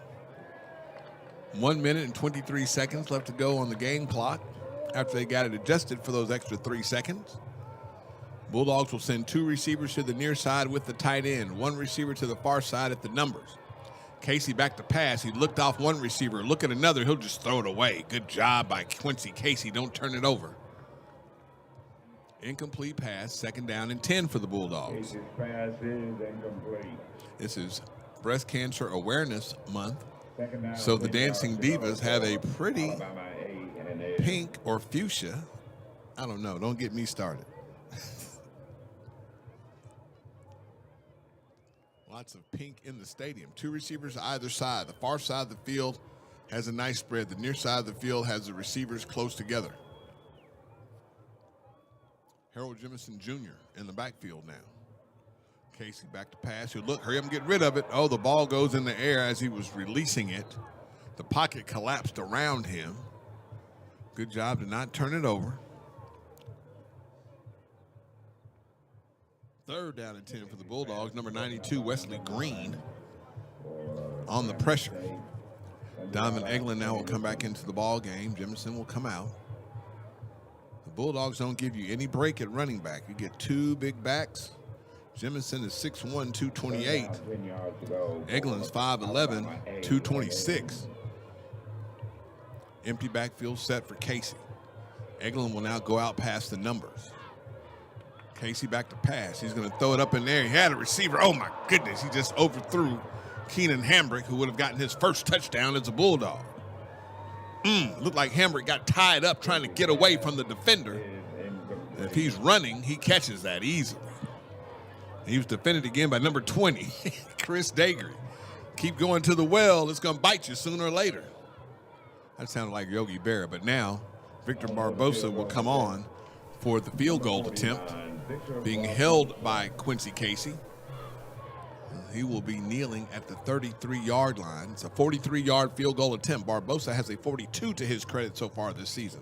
Snap from Tranya. Here's a kick. Ooh, it might not make it. Held up in the wind. No good. We'll be short. 1:02 left to go in the first half. Good effort. Didn't get the results that we wanted. Now Grambling will try to get a score before the end of the game, and you get to see Coach Mai talking to Quincy Casey. If I had to guess right now, Casey may go the rest of the way. Coach Maynard with his next strategy. Probably telling his kicker, hey, I got confidence in you. We'll get you a chance to kick it again and try it. Grambling comes out 1 minute and 2 seconds. Grambling trailing the Bulldogs 7-3. Let's see who their quarterback is. It's Hawkins back at quarterback still. Hawkins looking. He'll throw it to the short side. It's complete, but tackled immediately by Beeson at the 30-yard line. Calvez pass is complete to number 88. That's Claude Coleman. Calvez now back in the ball game. Excuse me. Calvez getting a shot today. 5-yard pickup out to the 31. 2nd and 5 for Grambling. Calvez looking deep. He's got a receiver wide open. Broken coverage. Oh my goodness, he stopped outside the 5-yard line. Avion Rice didn't give up on the play. That may have saved the lead for the Bulldogs. Number 10, Lyndon Rash. Grambling. 30-second timeout. 30-second timeout for Grambling. We'll stay right here. 26.8 seconds left to go in the half. I said Grambling had a chance to try to get back on the board. Now the Bulldog defense has got to get that out of their mind. Broken coverage will do it every time, and he was That's also Grambling's final timeout of the first half. Calvez, you have to give him credit for being able to stand in the pocket. Julian Calvez, 6'3", 190-pound freshman out of Orlando, Florida, Jones High School. Even though he's taken his knocks, even though Grambling is 1-4, there's still student athletes who are playing a game that they love and want to be successful. As a quarterback, you must forget the last play. Now Quatarius Hawkins is in the game at quarterback. This may be an opportunity for them to run it. 4-down lineman for the Bulldogs. Bulldogs going to come up to the line of scrimmage. They blitz. Quick pass on the slant. It is complete. Touchdown to Lyndon Rash for Grambling. Grambling now will go up on the Bulldogs 9-7. The extra point to come. Last thing you want to do is give a team like Grambling struggling this season, give them any hope. So let's see if the Bulldogs can get a good kick return here and get one more score before the half. The Bulldogs will have the ball first in the second half. On for the extra point attempt is Luca Duarte out of the hold of Punter Isles. The snap of Nolan Wilson, and the kick is good. Grambling leads the Bulldogs 10-7, 21 seconds left to go in the first half. We'll stay right here and get this out. They're going to run a bunch of commercials at the end of the first half, believe that. We're 21.6 seconds away from Michael Burns giving you some updates, and let's see if we can take care of part of this for him. FAMU leads South Carolina State 17-0. Alabama State up on Jackson State 6-0, 6:18 left to go in the first. Texas Southern leads Pine Bluff 3-0, 5:07 left to go in the first. Southern and Prairie View kick off at 4. Bethune-Cookman and Tennessee State kick off at 5. Alcorn State and Valley kick off at 6. Go and stand up to your feet. Stand up to your feet. And every time I hear the DJ, I keep thinking, has he ever worked in a nightclub before? 3, 2, 1, come on. And now we got, I don't know what this is called, folks. It's like the lean with it. not the rock with it. It's just like the lean with it. Swag surfing. Thank you, Michael Burns. Michael has younger children than I have. He keep up with it. Swag surfing, and now Grambling is trying to get their swag on the Bulldogs. They lead 10-7. 21.6 seconds left to go in the first half. Bulldogs got to shut that down.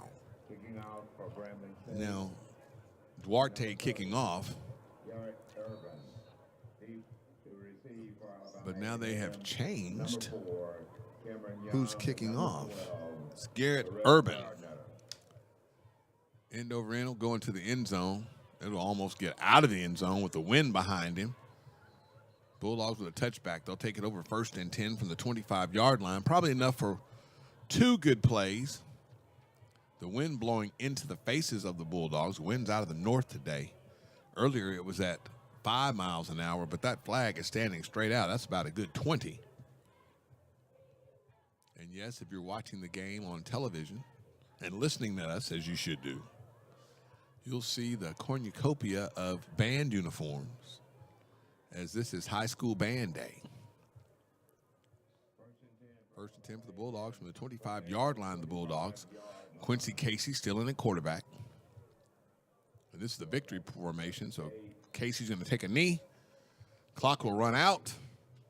We will see you on the second half. Stay tuned on 90.9 FM WJAB for the halftime show, hosted by Mr. Michael Burns. And if you can count the number of times that Michael laughs during the show, we got something for you. 10-7, end of the half. Thank you so much for listening. This is the Alabama A&M Network.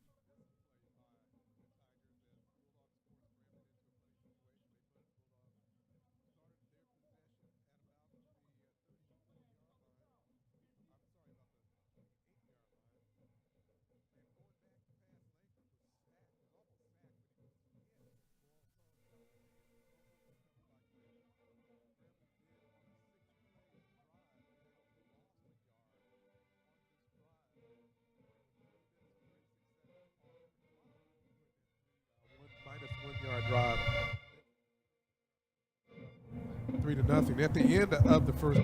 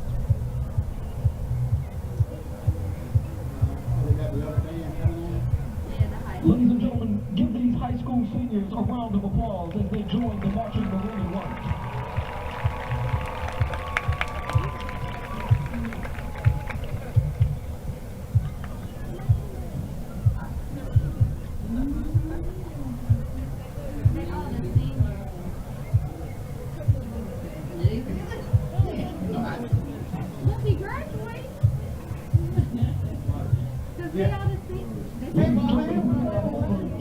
high schools represented here today with us for High School Band Day.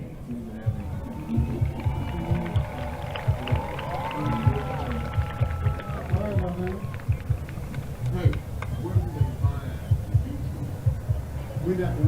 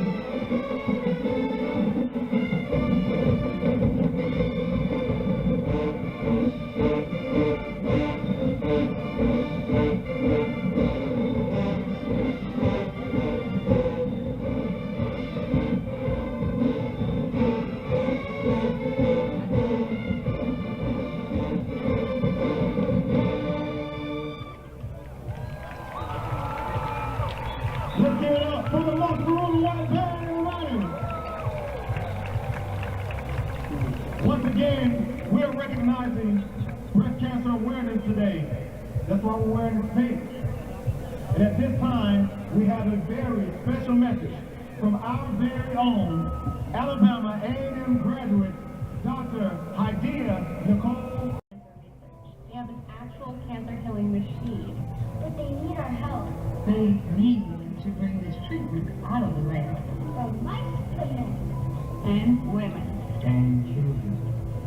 This is treatment that uses lasers and nanoparticles to target and kill cancer tumors. In mice, it's something like no chemo, no radiation, no surgery, and no observable side effects. We are on the brink of a revolution in how cancer is treated worldwide. This isn't just a movement to give. It's a movement for change. Join us.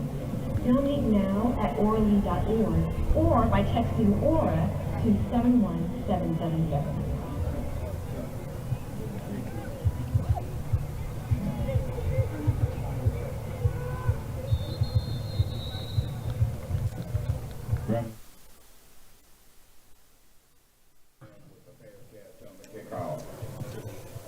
And that'll be number 38.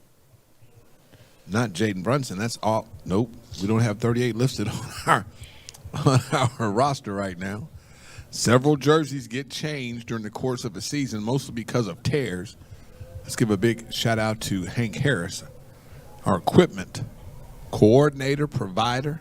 Make sure the Bulldogs look great every time they take the field. 1st and 10 for the Bulldogs on the 27-yard line of the Bulldogs. 2 receivers either side. Here's a handoff to Eglin. Eglin will start right, come back left, and still be on his feet. Quarterback now will be Quincy Casey, and we have a student athletes down on the field for Grambling. And Bryson Clark made the fair catch. Thank you so much. And now we will tend to this student athlete. Let's take a minute timeout. Bulldogs trailing 10-7. This is the Alabama A&M Network.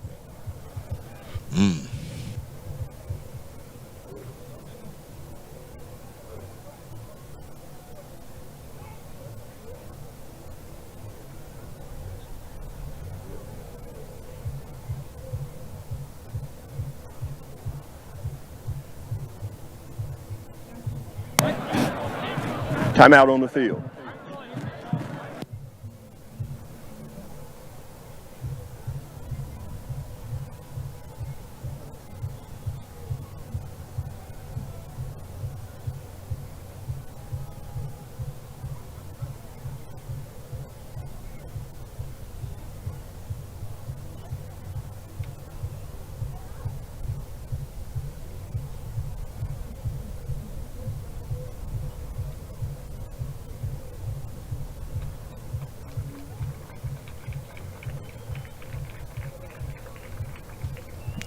Welcome back to the Lewis Cruz Physical Education Complex. A student athlete from Grambling, number 92, Wesley Green, defensive lineman, 6 foot, 326 pounds, senior out of DeSoto, Texas, makes his way off the field under his own power.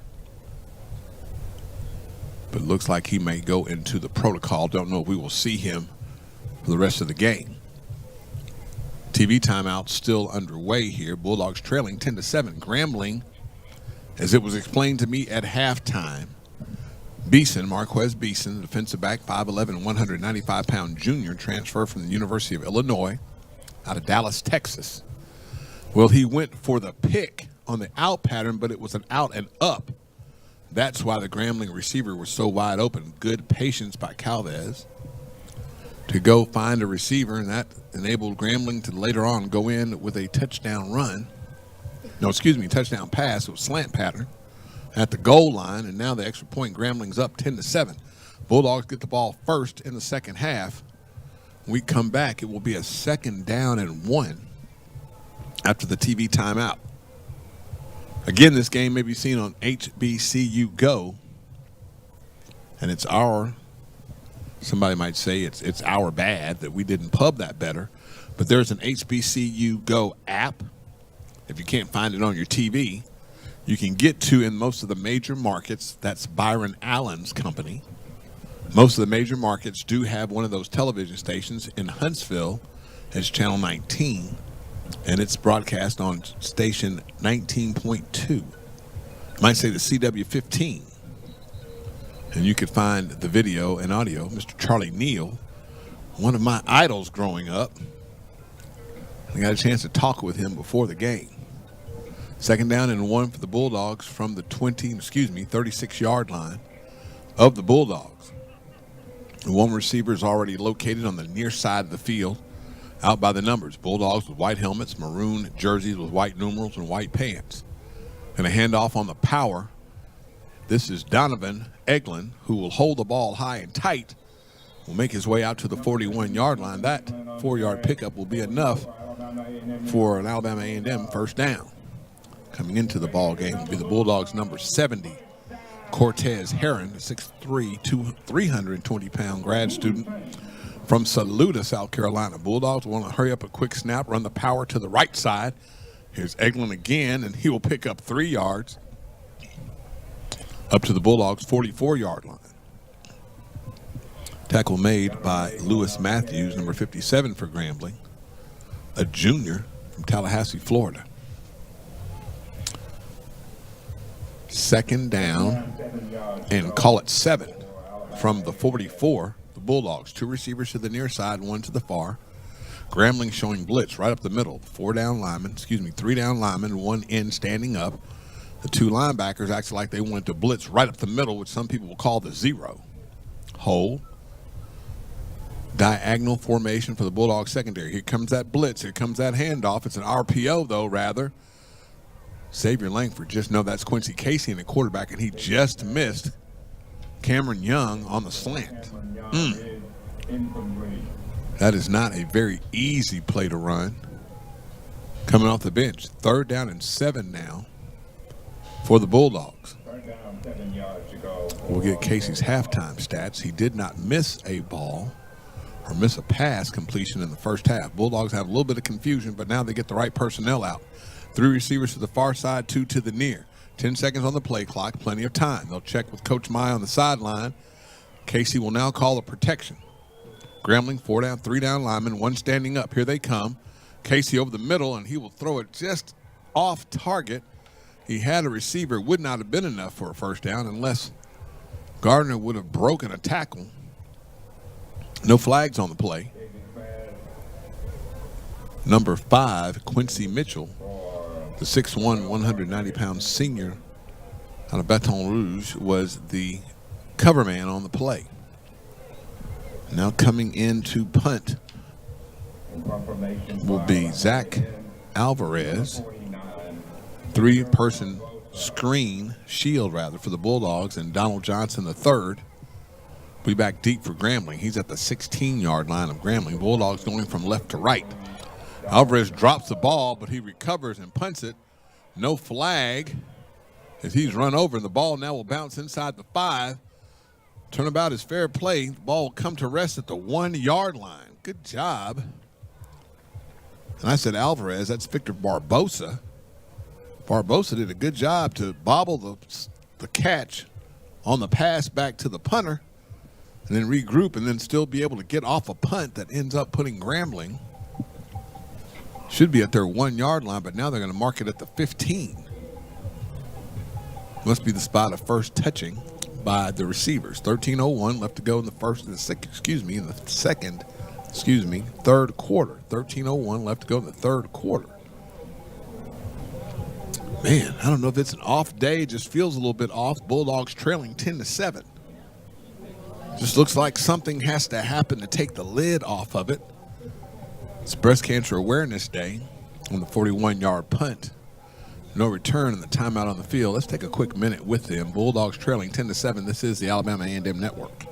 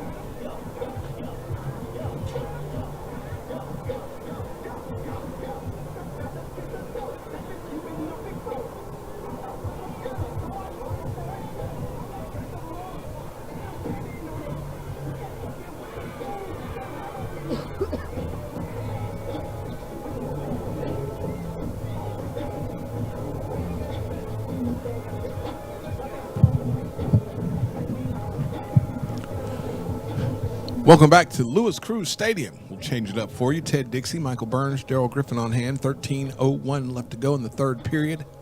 Bulldogs trailing 10-7. We have an extended immediate timeout here as we can look to the north and see the George H. Hobson Fieldhouse, which vanguards the stadium, and above it is the George E. Jones Tailgating Plaza.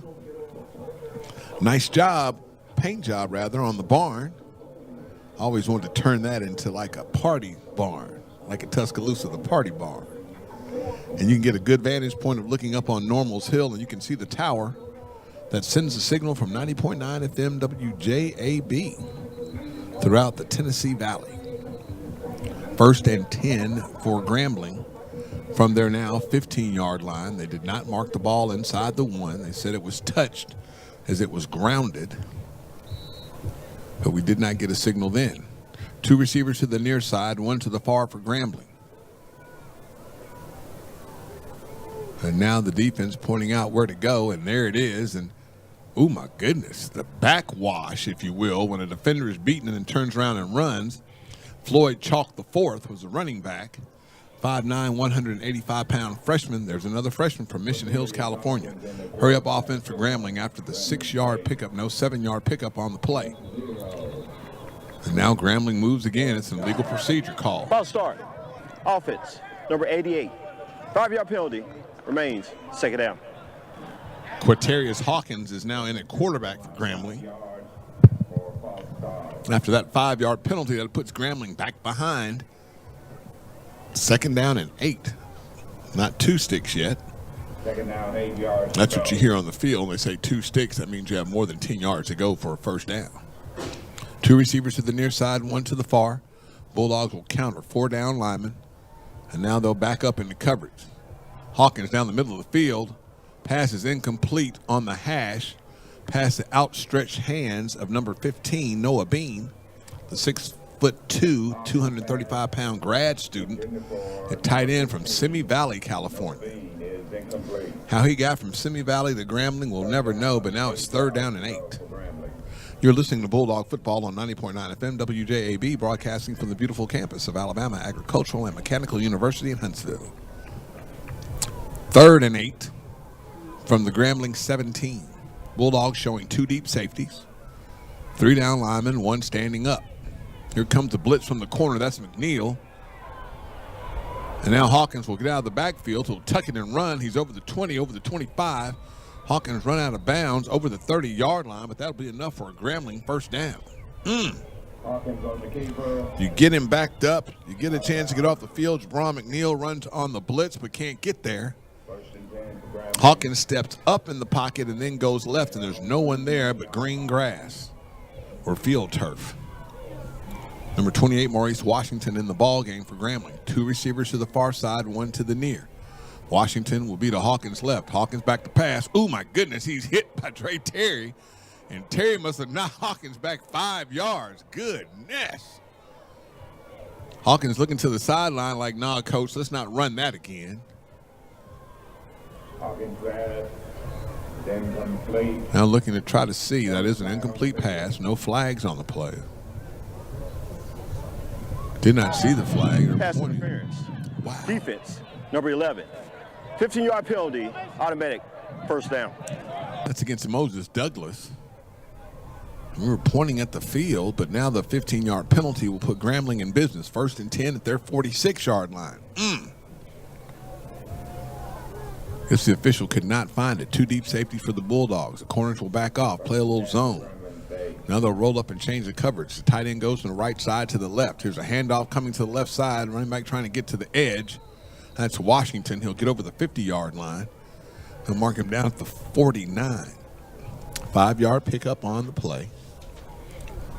Tackle made by the Bulldogs, 93, Dorian Wesley. 6'5", 280-pound senior from Woodhaven, Michigan. University of Toledo transfer. 2nd and 5 from the Bulldog 49. Bulldogs will blitz again. Hawkins up and throw it. Ooh! Over the head of the receiver, but almost picked off by the Bulldog defender. He put his hands on the ball. It's number 13, Elijah Eberhardt. Cincinnati, Ohio native, Bowling Green State transfer. 5 yards to go for Grambling State. Now 3rd and 5 for Grambling. Bulldog defense trying to get off the field. Bulldogs trailing 10-7. Bulldogs looked like they were going into half, leading 7-3, and gave up a big play to Grambling. As Coach mentioned the pregame interview with Michael, looking for a big play, and we thought for us, not for them. 2 receivers to the far side, 1 to the near. Here comes the blitz. Hawkins chased out of the pocket by Terry. Looking downfield, he had a receiver hit it in the wrong place in his hands and comes out. That's Washington, the running back. Hit him in a bad place in the hands. Great play by Hawkins to get away from Dre Terry. And now Grambling will punt. I know Hugh Jackson is thinking, I got to get him to a place to where I'll put the G back on the helmet. I'm just wondering how being the equipment coordinator was to go back and take that G sticker off. Jimmy Isles back deep to punt. And back deep will be number 4, Cameron Young.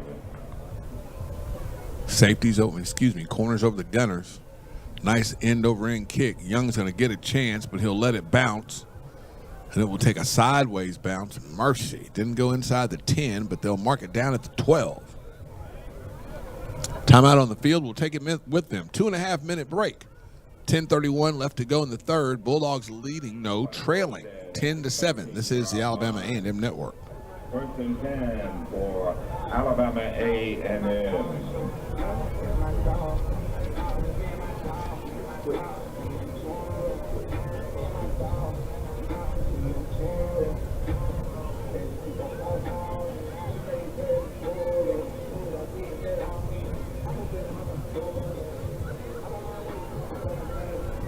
Bulldog Nation, it's that time again. Get out your phones and help the Marching Maroon and White to perform in the 2023 Macy's Thanksgiving Day Parade. Let's support them by making donations right now. Please text MMW 2023 to 50155. That's 50155.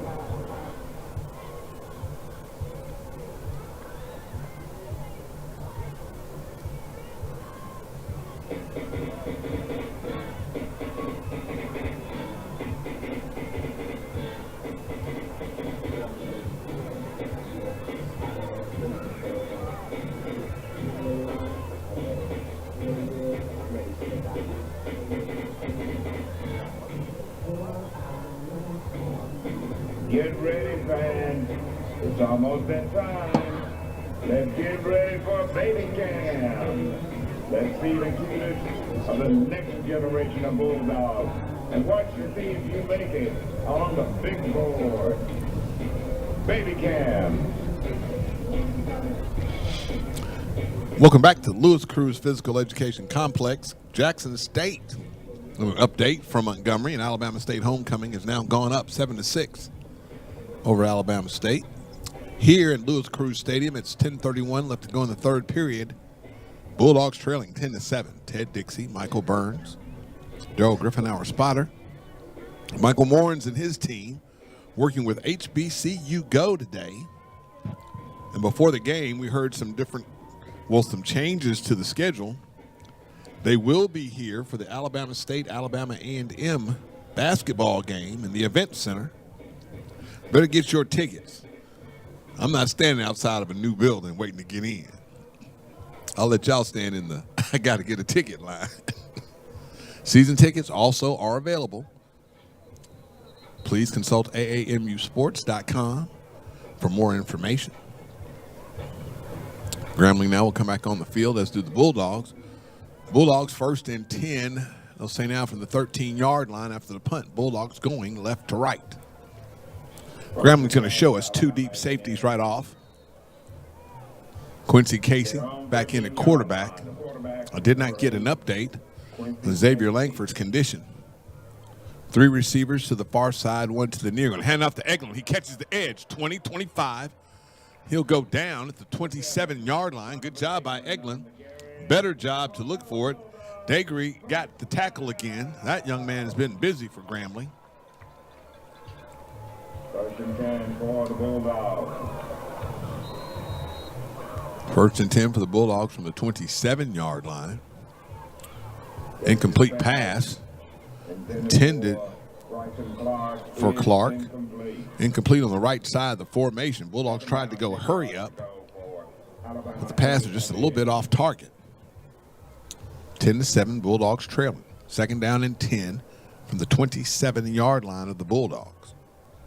Grambling's going to stay in this defensive look. Two deep safeties. Three down linemen, the right end standing up.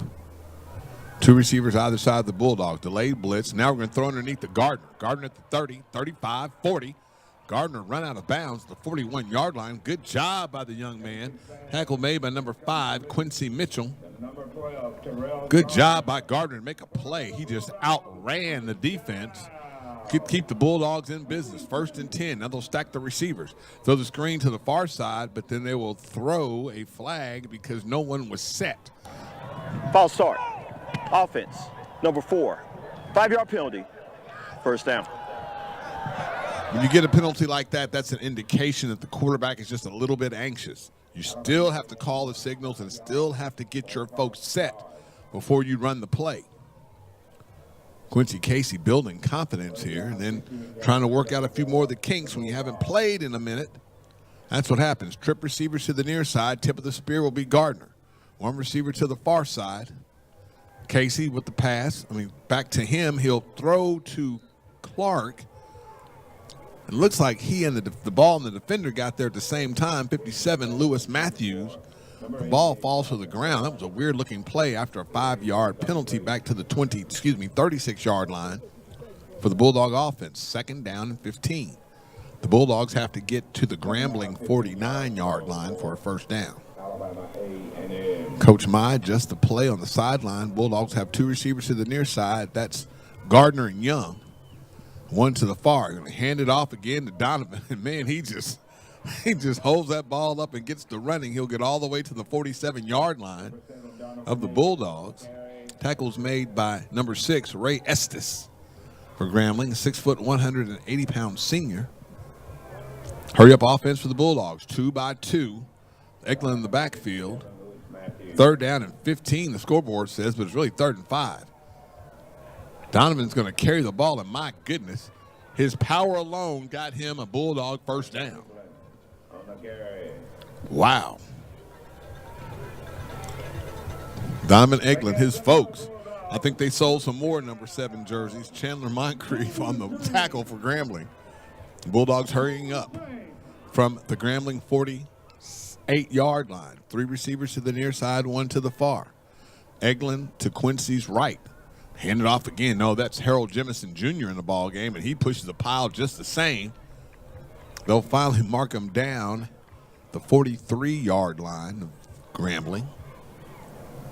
6-yard pickup. Now Jemison still in the ball game. The tackle is made by Grambling's number 4, Joshua Reed. Jemison will line up to Casey's right. 2 receivers near side, 1 to the far with a tight end. Now Cox will come in motion. Now they'll bookend. And then Cox is going to take the jet sweep. He's going to look to throw it back. Throws it back to Quincy Casey. Casey's going to take off. He's at the 35-30. At the 20, he'll juke and then dump out of bounds at the 15-yard line. Quincy Casey. He can't do it throwing it. Well, he could, but this time they let him be the receiver and use his feet. 1st and 10 for the Bulldogs. All the way down to the 16-yard line of Grambling. Boy, it made my heart jump. We already got one quarterback hurt. Now we put another one in danger. Here's Cox with a quick screen. Cox makes a move at the 11. 5, 3, 2, 1, touchdown Bulldogs. Isaiah Cox. The pass from Quincy Casey. Fabulous play that you may be able to see tomorrow night by 10:45 p.m. on WZDX Channel 54. The Alabama A&M Football Review with head coach Connell Maynard. Woo, we were looking for the lid to come off, and that might have done it. 13-10. Bulldogs now on top. The extra point to come. Victor Barbosa on for the extra point out of the hold of Quincy Casey. The snap from Mark Tranya. Kick is up. And it is good. Bulldogs lead 14-10. 7:18 left to go. Let's take a 2.5-minute break. No, wait a minute. They're going to wind the clock.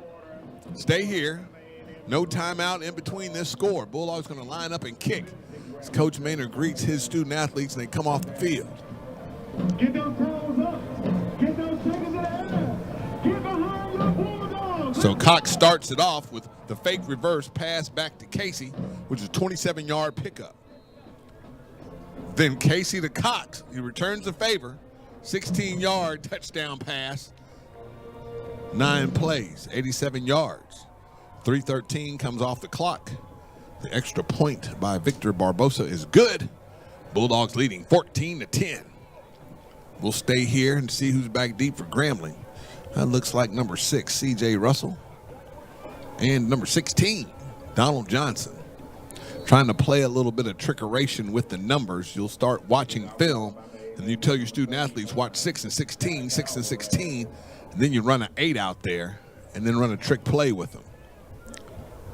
Here is the kickoff, and that is Barbosa kicking off, and that ball's going to sail all the way and take the receiver back into the end zone. Tries to make a move at the 10, and oh my goodness, there's a big collision at the 15-yard line. And it will mark the ball down at the 17. Good job by Coach Jones. Special teams unit. Tackle was made by, well, Donald Johnson had the return. The tackle was made by a couple of Bulldog defenders. Led by number 46, Jonathan King. The defensive end, 6'3", 252-pound senior, Tampa, Florida, Indiana University. You know, I couldn't wait to say that one. 14-10 is our score. Bulldogs are back on top. 1st and 10 from the Grambling State 17-yard line.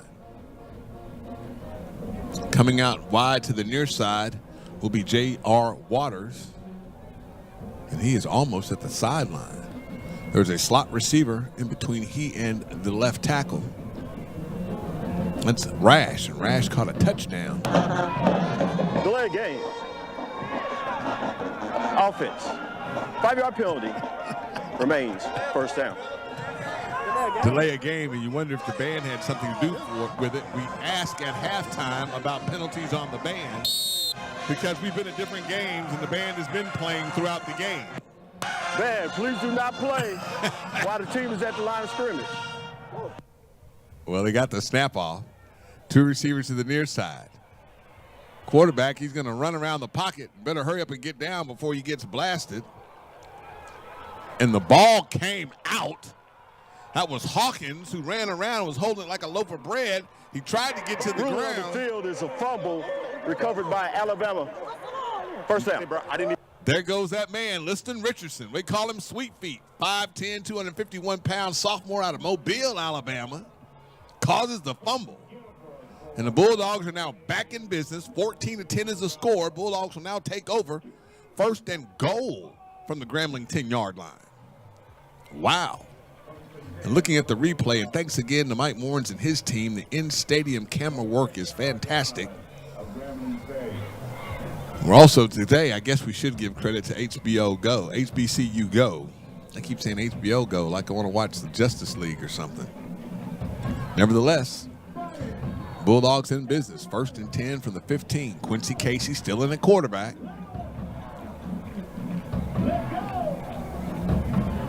He'll be joined by Harold Jemison Jr. in the backfield. Bryson Clark be your H-back. Casey calls the plays, 2 receivers either side. Give it to Jemison. Jemison starts right, spins, and goes back left. They will say he is down at the 8-yard line. Pickup of 2. 2nd down and 8, 6:42 left to go in the 3rd period. A couple of really good games later on tonight. We're thinking about going to Birmingham and seeing the Tuskegee Morehouse game. We've got a great SWAC lineup. Alcorn plays tonight at 6. 2 receivers and a tight end to the near side.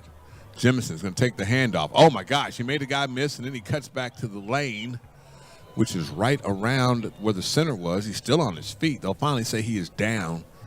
Took him a long time to get that 1 yard, but it was hard fought by Jemison. Number 72, Jacoby Scott, 6'4". Excuse me. Jacoby Scott is 6'1", 220-pound redshirt freshman from Butte, B-O-U-T-T-E, Louisiana. There's a quarterback at LSU who used to spell his name the same way. 2 receivers on either side. The near side receivers will be stacked. Jemison is to Quincy's left. Quincy back to pass. He'll look. He'll think about running. Now he will run. He'll slide that foot and pull his head down. The 3rd and 7 or 3rd and goal run. And they will say Quincy gets down. They'll say maybe the 2-3 yard line. Keelan Burrell. Keelan Burrell. Linebacker. 6 foot 205-pound junior from Harvey, Louisiana. He's an Arkansas transfer. Coach Maynor. This is a new number. Trying to see who is holding now. And number 37, Giancarlo Abat, is holding now because Quincy Casey is in at quarterback. Don't want to get him hurt. Holding. Trina still snapping. Barbosa still doing the kicking. Delay game. Offense. 5-yard penalty. 4th down. Giancarlo is seeing his first action as a Bulldog student athlete. Coach Maynor runs down the sideline. Thought he was going to call timeout, but he doesn't. He's at the 10-yard line talking to the official. Only Connell Maynor can do that. Now another flag comes in, another false start penalty. False start. 74. Offense. 5-yard penalty. 4th down. That's DeAnthony Page, 6'4", 285-pound senior from Laurel, Mississippi. He's a transfer from Mississippi Valley State. Now the placement will be at the 19. Snap, hold, kick. It is good. Bulldogs go up. 17-10, 4:10 left to go in the 3rd period. This is the Alabama A&M Network. It's going to be a minute. It's a total 2. Visiting Grambling State Tigers 10.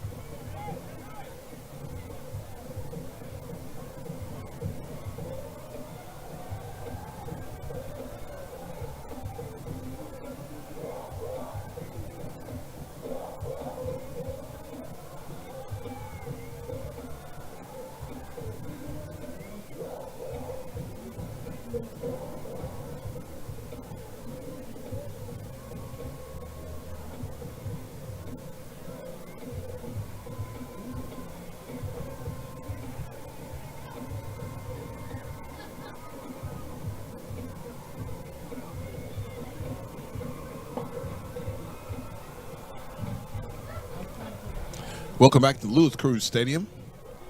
Bulldogs now up 17-10 on a 4-play, get this, -9-yard drive. 2 minutes and 44 seconds come off the clock. 29-yard field goal from Barbosa. That's the 2nd drive we've had today of minus yards in a drive. Going to the scoreboard, Texas Southern now up on Arkansas Pine Bluff at half, 10-3. Still waiting on Southern Prairie View, Bethune-Cookman, Tennessee, and Alcorn State and Mississippi Valley at halftime. Jackson State 10, Alabama State 6. Why do I think that's going to be an ugly end to a game? Last time Alabama State played Jackson State on homecoming 2 years ago when they won the game, had a nice picture of Deion Sanders from his pro days with that soul glow Jerry curl going. Prime time. Bulldogs kicking off from their 35-yard line, going left to right. Grambling back deep. Let's see who's back deep to receive for them. It'll be number 6, Russell, and number 16, Johnson. Oh, no, Williams. Here's a high end over end kick. It's going to be fielded by Johnson at the 5. He's at the 10, cuts at the 15, look on his feet, jumps in the air. Oh, my goodness. He might as well be high jumping. The Grambling State track and field coach is looking at him right now. The tackle was made by the Bulldogs, number 13, Elijah Eberhardt. Now Grambling will start their best kickoff field position of the day from their 24-yard line. Big schedule for the Bulldogs volleyball. 2 games tomorrow. One at 9 a.m. against Prairie View. Then one against Grambling at 7 p.m. There's 8 games being played, I think, tomorrow. Michael will have more of that for you. 2 receivers to the near side, 1 to the far. Bulldog defense will shift. Play action pass, but the quarterback will keep it. Trying to see if that's Calvez still at quarterback. And they have changed quarterbacks again. It is Chance Amy, 6'3", 191-pound junior from Flint, Texas, a Syracuse transfer. Said there was a student-athlete down. He must have gotten up. 1st and 10 for Grambling after a fine run by their 3rd quarterback of the day out to the 34-yard line. Going to ride the handoff again to Williams, and Williams has evaded 2 tacklers, 3 tacklers, still on his feet. I can't believe Williams got any yardage out of that. Bulldogs had several chances to get him for a tackle for loss and did not. Williams goes all the way up to the 39-yard line of Grambling. Call it 5-yard pickup, 2nd down and 5. Looking at the replay here, I mean, Williams is a fine running back. Washington. 2 receivers near side, 1 to the far. Washington at running back still. Deep ball opportunity. Lots of bumping around. Flags are going to come out from everywhere. I'm going to say that is a passing interference on whom? We do not know. It was probably on the Bulldogs. Number 3, Deotta Burns. Pass interference. Defense, number 3. 15-yard penalty. Automatic first down. J.R. Waters was the intended receiver. Burns was lost out on the island. The new quarterback, Amy, just threw it up for grabs. Amy's going to get a chance. We did not see him in any stats. So Chance may be seeing his first action of the season. Transferring from Syracuse, you would think he'd be pretty good. So now Grambling will be 1st and 10 from the Bulldogs 46. Bulldogs leading 7-10. 2:48 left to go in the 3rd period. 2 receivers near side, 1 to the far. Handoff again, and Washington trying to find his way up the field, and he pushes off 1 defender. He'll spin and go out of bounds. Let's see where they mark him. It's Deotta Burns again on the tackle. And they'll say Washington went out the 43-yard line of the Bulldogs. 3-yard pickup, 2nd down and 7, call it. Grambling with a hurry-up formation. 2 receivers to the far side, 1 to the near. Or flip that. 2 to the near side, 1 to the far. Now the Bulldogs are going to get there. He'll go down with a sack. Good job by the Bulldogs on Amy. And that's where number 1, Adrikus Connor, showing up today. He's been injured early on in the season. He's one of those transfers we were looking for from Mississippi State.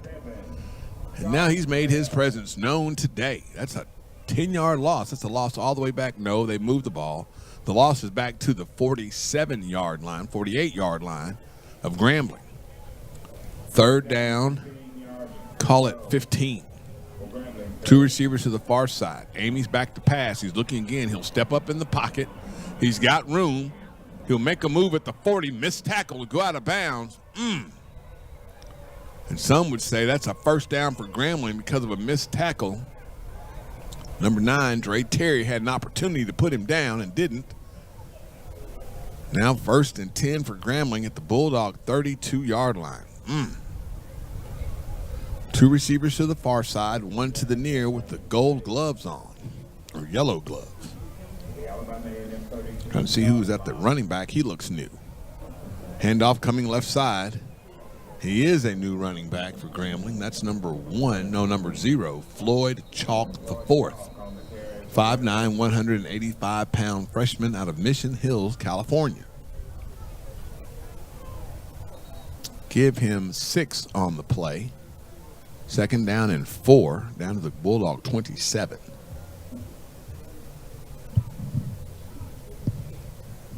Number 1, J.R. Waters for the Grambling State Tigers will go off the field. Two receivers to the far side, and that's the wide side of the field. One to the near. Bulldogs showing 3 down linemen to the far side. Now they'll move. Amy looking right, throws right, complete on the slant, the 15-yard line. Good looking throw on that one. Faison Wilson with the catch. First down for Grambling. Change quarterbacks, change the look of your team. And now you're down at the 12-yard line of the Bulldogs. 1st and 10. As the end of the 3rd quarter is coming up, they'll get the playoff, handoff, the interior. And that's Chalk.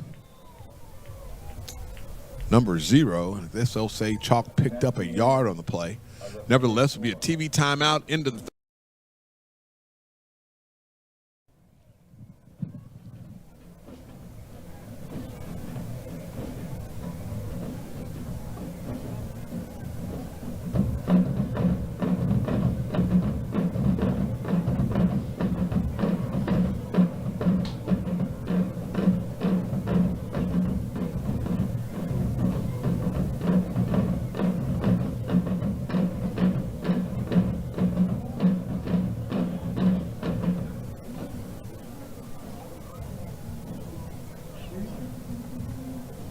Bulldog fans aren't just football fans, so make sure to check out all the action going on for A&M over the next 10 days. Women's volleyball will host 6 matches as part of the SWAC Roundup on Sunday, October 9th, beginning at 9 a.m.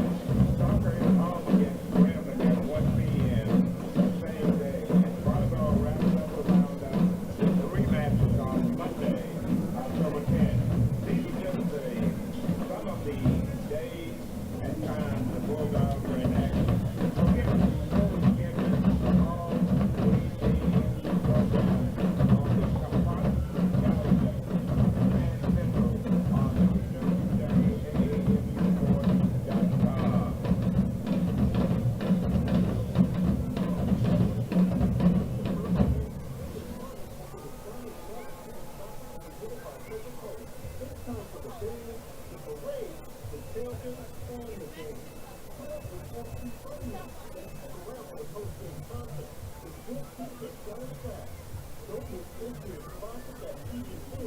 programs on this compartment calendar and Central on www.AAMUsport.com.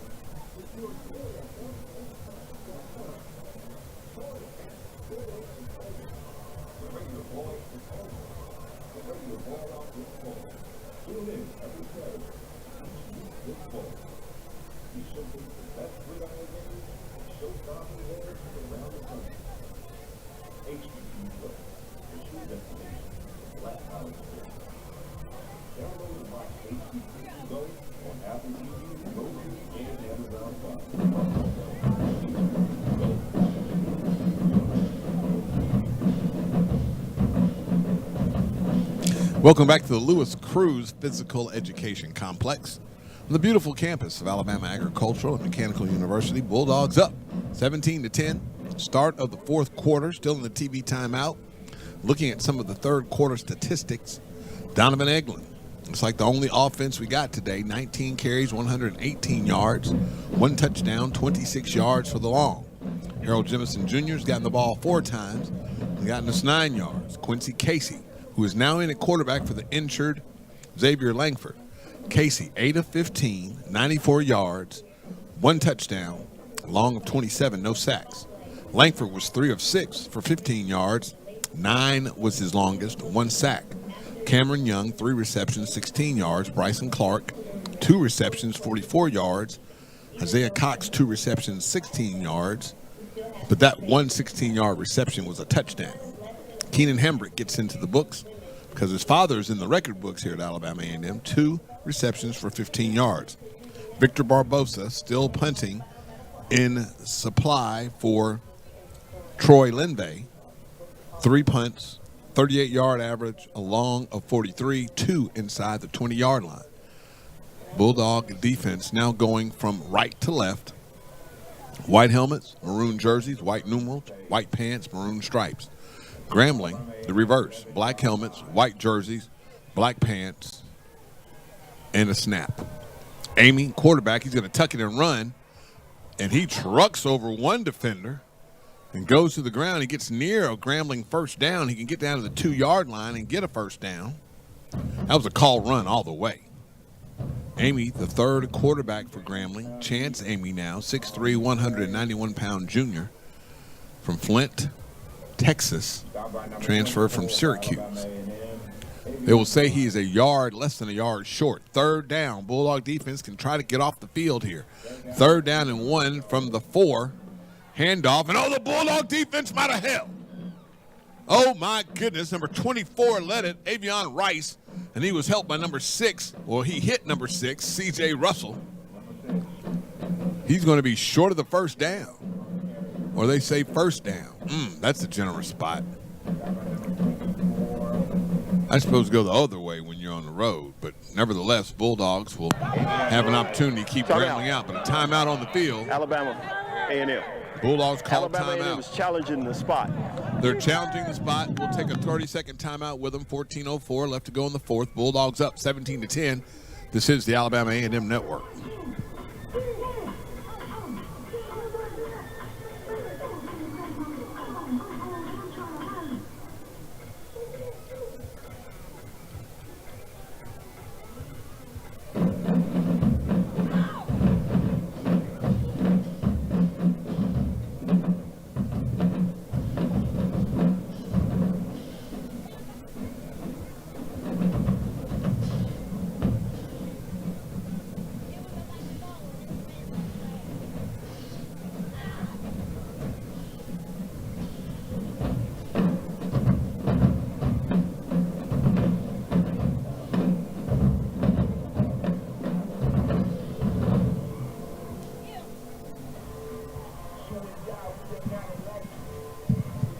Welcome back to the Lewis Cruz Physical Education Complex. 14:04 left to go in the 4th period. We have a challenge to the previous spot on the last play. Coach Maynard thought, like I did, that the Bulldogs had stopped them. And now the officials are reviewing it with the replay booth that's located here in the Ronald and Patricia McCaleb McIntosh press box. Bulldog coaches, not as demonstrative as they've been in the weeks, but you're leading 17-10 in the 4th quarter. The way the timing rules are in college, if you can hold your lead to the last 5 minutes and you get the ball on offense, you can effectively shut the game down. But we see drives of 3 minutes all the time, but that's against a regular offense, or regular defense, excuse me. But in a game-winning situation, that should change. Looking to see if we have any changes in the scores as the officials try to figure out. We knew Jackson State and Alabama State. Alabama State's homecoming. It was 7-6. The score is now 10-6 at the half. It is homecoming. I keep forgetting. You got to go back and check the game an hour later at halftime. Here it's 17-10. As we look at the replay here to see where the spot was, and it looks like that from that replay, he's short. It looks like he's short. Now, Coach Jackson, if he is short, what does he do? Well, you're trying to win a ball game in the conference. I think Coach Jackson's going to go for it no matter what it is. He's going to go for it. And in that case, Bulldog defense is going to get one more chance to get Grambling off the field. But the offense will have to start. Ladies and gentlemen, understand one thing. Uh-oh. Make sure you have a good time. Every game that you come to, you have a good time. I'm sorry. This will take a long time to figure this one out. We've already shown the replay 3 times in the stadium. Here's number 4. As we see number 96 for the Bulldogs. In the middle of that, that's Kyle Mann, 6 foot, 280-pound sophomore from Powder Springs, Georgia. That's our University of Alabama transfer. The transfer portal got to be more important and more visual this last season. So you're going to see student athletes transfer from a lot of schools. But as most coaches will tell you, if they didn't get any film at their previous school, what makes you think they're going to get film here? So that almost starts recruiting all over again. The referee, still talking with the SWAC replay officials, who are also located up here in the Ronald and Patricia Michaela McIntosh press box. Mr. Michael Warren sitting next to me operating a camera. After review, the ruling on the field stands. First down, Grambling. Alabama A&M will be charged a timeout for the challenge. Well, what's the use of calling a challenge if you can't get it at home? Bulldogs will lose a timeout. Grambling has a ball, 1st and goal from the 2-yard line of the Bulldogs. Let's see if we can keep them out. This would be a great stand. This would be a good way to get the crowd pumped up and into the ball game. Trip receivers to the far side for Grambling. Running back to Amy, the new quarterback's right. That looks like Chalk, the 4th. He's going to keep it. Amy is, and oh my goodness, he ran right through the arms and the tackle of Moses Douglas, and that's a touchdown for Grambling. We're going to be in a dogfight here at the end of this game. 17-16 is our score as we see no flags on the play. That was a straight quarterback draw all the way. And now the extra point attempt from Duarte. Out of the hold of Jimmy Isles. And the snap, Nolan Wilson. Grambling trying to get enough people on the field. Play clock is at 9, 8, 4, 3. Kick is up. And it is good. Grambling has tied the game. 13:57 left to go in the 4th period. We will stay right here. The timeout, the person in the red hat is just winding his arm. So we will stay right here. Grambling gets another break. The Bulldogs get another opportunity to make this one close. But you want to blow this one up, try to get Grambling out of here. They'd only won 1 game on the season, none in conference. But they're like we were last weekend, except the difference was we were trying to get a game, and Bethune-Cookman already won a game in conference. Cameron Young, Terrell Gardner will go back deep for the Bulldogs. Bulldogs aren't going right to left. Go ahead, Montez and Carl, put your hands on the radio, because we need this one. But you're probably watching the game on 19.2. The CW15. HBCU Go. Charlie Neal on the call. I got to speak to Mr. Neal before the game. I like to tell people in those situations, I looked up to you as a child, and you know, before you get a Barack Obama, you got to get people like Charlie Neal. Someone who you watch to be who you want to be. And then get the chance to do different jobs. That's when BET had HBCU football. And that was the only place you could get it. Grambling now kicking off from 35. High end over end kick with the wind at his back. It will carry Gardner into the end zone where a touchback will be called. Bulldogs will start 1st and 10 from their 25-yard line. No flags on the play. Coach Mize going to call the team over and call his offensive play. We'll look up here to the right. Dwayne Taylor, offensive coordinator. And he is already intently looking at his play chart to see which way we're going. I still like that. I call it a tight end isolation. where we get the tight end on a wheel route, if you will, coming off the line of scrimmage. Is a little bit different, but he's been wide open every time we run that play for the last few weeks. You think eventually someone's going to catch up to it. First and 10 for Alabama A&M. But now, 1st and 10 for the Bulldogs. 2 receivers to the near side, 2 to the far. Your quarterback is number 8. Quincy Casey in the quarterback. Donovan Eglin is going to pick up the screen, but there's a screen to him. Eglin has to jump up to catch the ball. Oh, but no whistle. Grambling picks up the ball, will run into the end zone. But we can't tell if it was that the play is dead, if that's a touchdown. No signals have been made.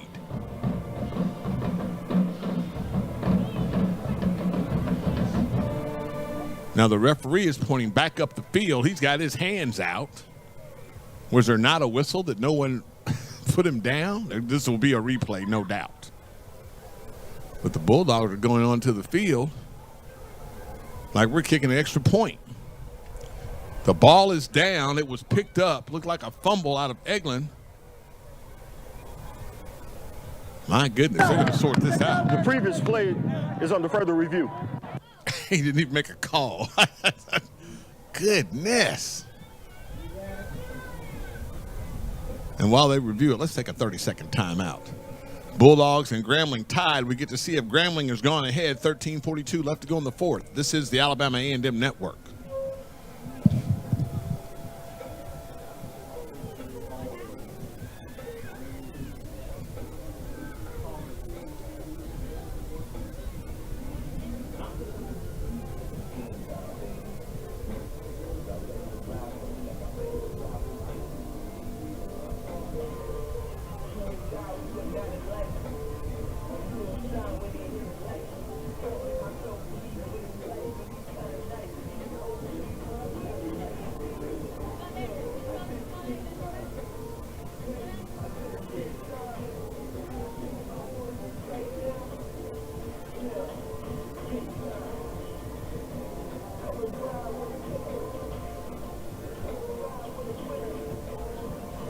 Welcome back to Lewis Cruz Stadium. The play is still under review, and that's a shocker.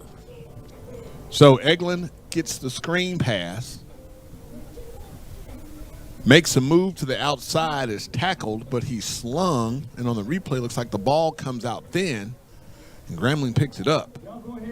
From what Michael has said, as the line dance breaks out, I don't even know which one this one is, but if something breaks out. 13:42 left to go in the ball game. We got to get this one sorted out. It's either going to be the Bulldogs ball or Grambling touchdown. Referee still has the headset on. He's listening to the replay official. I can look down here and see the replay officials working. I also see the HBCU Go commentator. Lose our starting quarterback, Xavier Langford. But Quincy Casey is capable. He comes in the game. We get the 17-10 lead. Now we throw a screen pass that does not screen. Grambling might have picked up the turnover. Referee puts the headset off, and now we're going to get the call. At the review, the call has been overturned. The runner was down at the 25-yard line. Second down, Alabama A&M. Woo! Boy, some of y'all need to pay y'all's tithes tomorrow. That's a good one. Goodness. The Bulldogs retain possession. Second down and 10 from the 25. Second down, 10. 2 receivers to the near side, 2 are to the far. Eglin in the backfield with Casey. Number 8, Quincy Casey. Grambling's going to show us a single high safety. And now we'll get ready to play. Kendrick Johnson in the slot in the near side. Young will come in motion from the far side. Young setting for another screen. He'll catch it. Tunnel screen on this side. Young will dance. I'm a little tongue-tied. Pick up 3 on the play out to the 28-yard line. Brian Powell on the tackle for Grambling. Second down and 6. Mercy. Trip receivers to the far side. 1 to the near. Third down.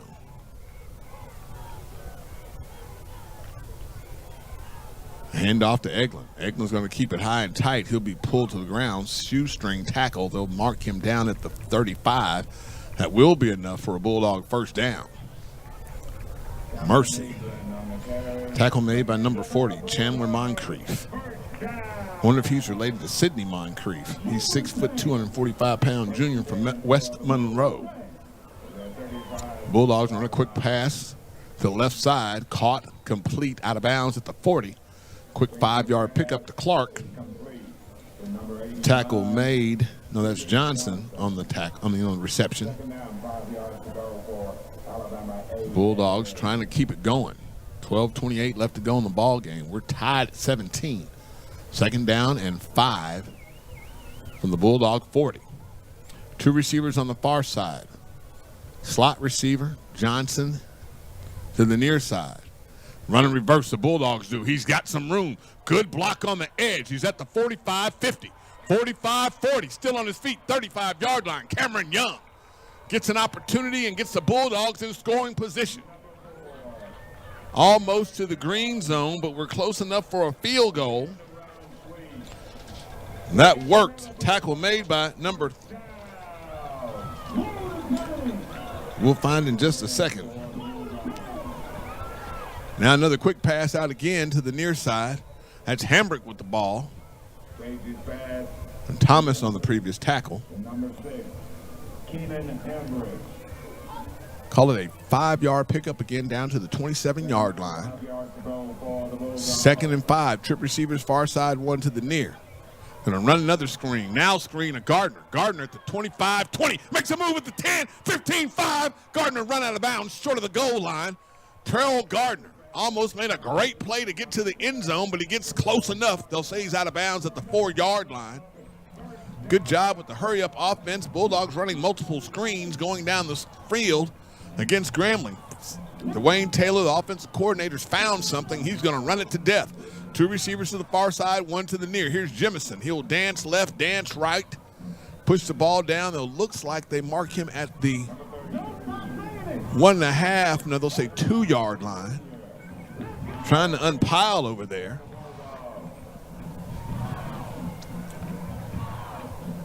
Bulldogs, 10:37 left to go, clock running. 2nd and goal for the Bulldogs. 2 receivers far side, Jemison in the backfield behind Casey. Hand it off to Jemison, he'll power in. Touchdown Bulldogs. Harold Jemison Jr. First touchdown of the season. Bulldogs now go up 23-17. Mercy, you talk about a change in fortunes. Could have been Grambling up 24-17 on a fumble and return for a touchdown. The call is overturned by replay. Bulldogs take advantage of it, go down and score. 9-play drive, 75 yards. 3:36 comes off the clock, Mama Eulestein. And now Victor Barbosa on for the extra point attempt out of the hold. DeQuincy did stay. Look for a fake. Here's a kick. It is up. It is good. Quincy Casey stays on the field. Michael Pern. And somebody got knocked back, but nothing happens. Casey leading his Bulldogs. 24-17. Timeout on the field. TV timeout. Let's take 2.5 minutes. 10:21 left to go in the fourth. This is the Alabama A&M Network. Please do that.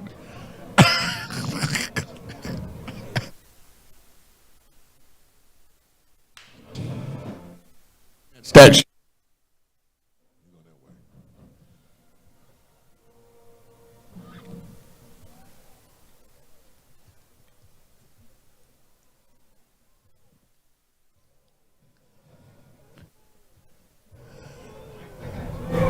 Bulldog fans, our football fans, so make sure you check out all the action going on for Alabama A&M over the next 10 days.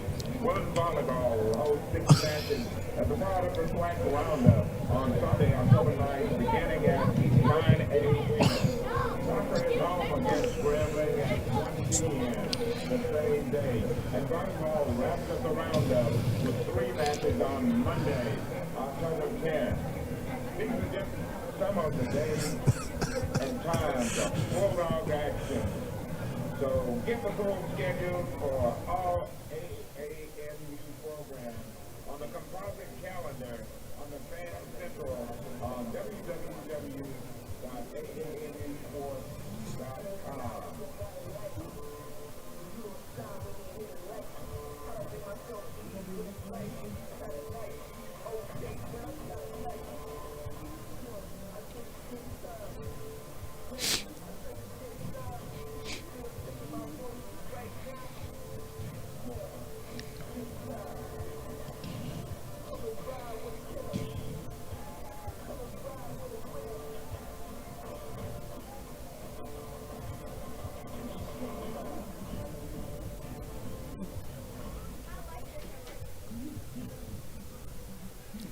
Welcome back to Lewis Cruz Stadium. Bulldogs have just scored. Oh, no good.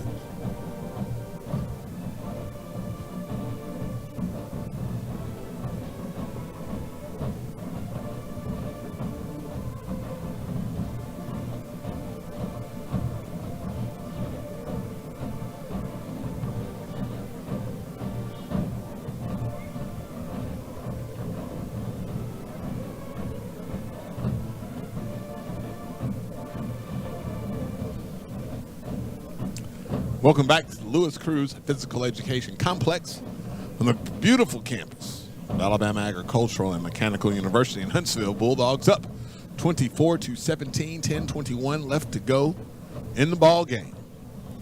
I'd said on the Alabama A&M Football Review that the Bulldogs had never beaten Grambling here at home. I was wrong, dead wrong. I apologize. Please forgive me. It's been that kind of week. Now the Bulldogs are up. Bulldogs have actually defeated Grambling twice here at Lewis Cruz Stadium, working on a third.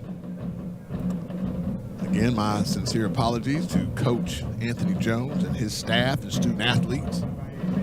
Yeah, I'm going to hear it from Lycia next week. Faison Wilson will be back deep for Grambling, along with number 28, Washington. Grambling trying to change something up. Coach Hugh Jackson, and he gets a change. Bulldogs will just kick it on the ground, make Grambling take it inside the 35. Bulldog defense. Come on, Bulldogs. We get them off the field here, and we can change the dynamic. Number 37, Jalen Turner, a linebacker, made the recovery and did what he is coached to do, hit the ground. So you know this beautiful stadium here with the yellow gate ringing the track, the south end of the stadium, you see tents. Next year, call Dr. Bryant about a tent.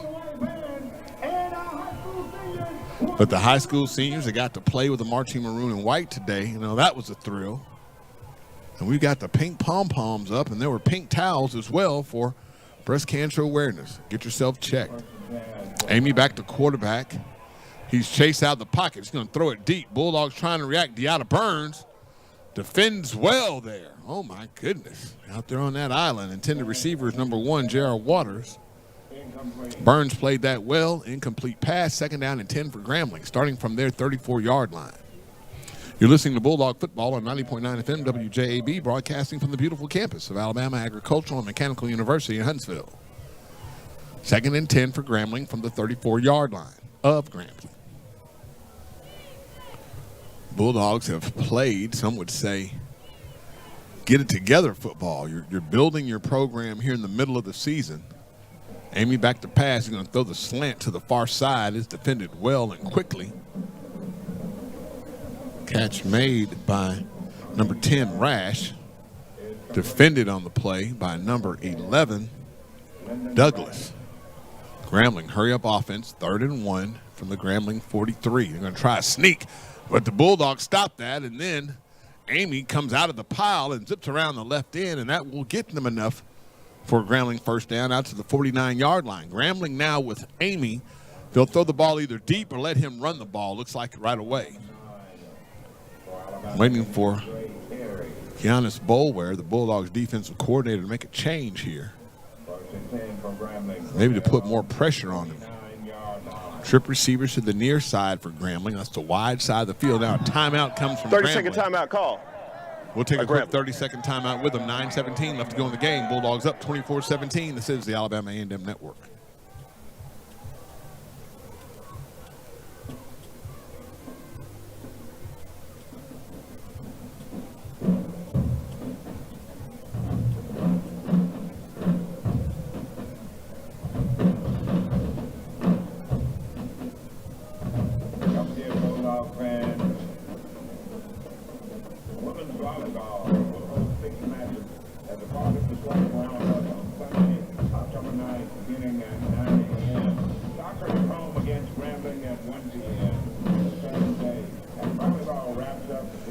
Welcome back to the Lewis Cruz Physical Education Complex. 30-second timeout turned into a full. Now a TV timeout is in place, so we'll take another minute timeout with them. Bulldogs up 24-17, 9:17 left to go in the game. This is the Alabama A&M Network.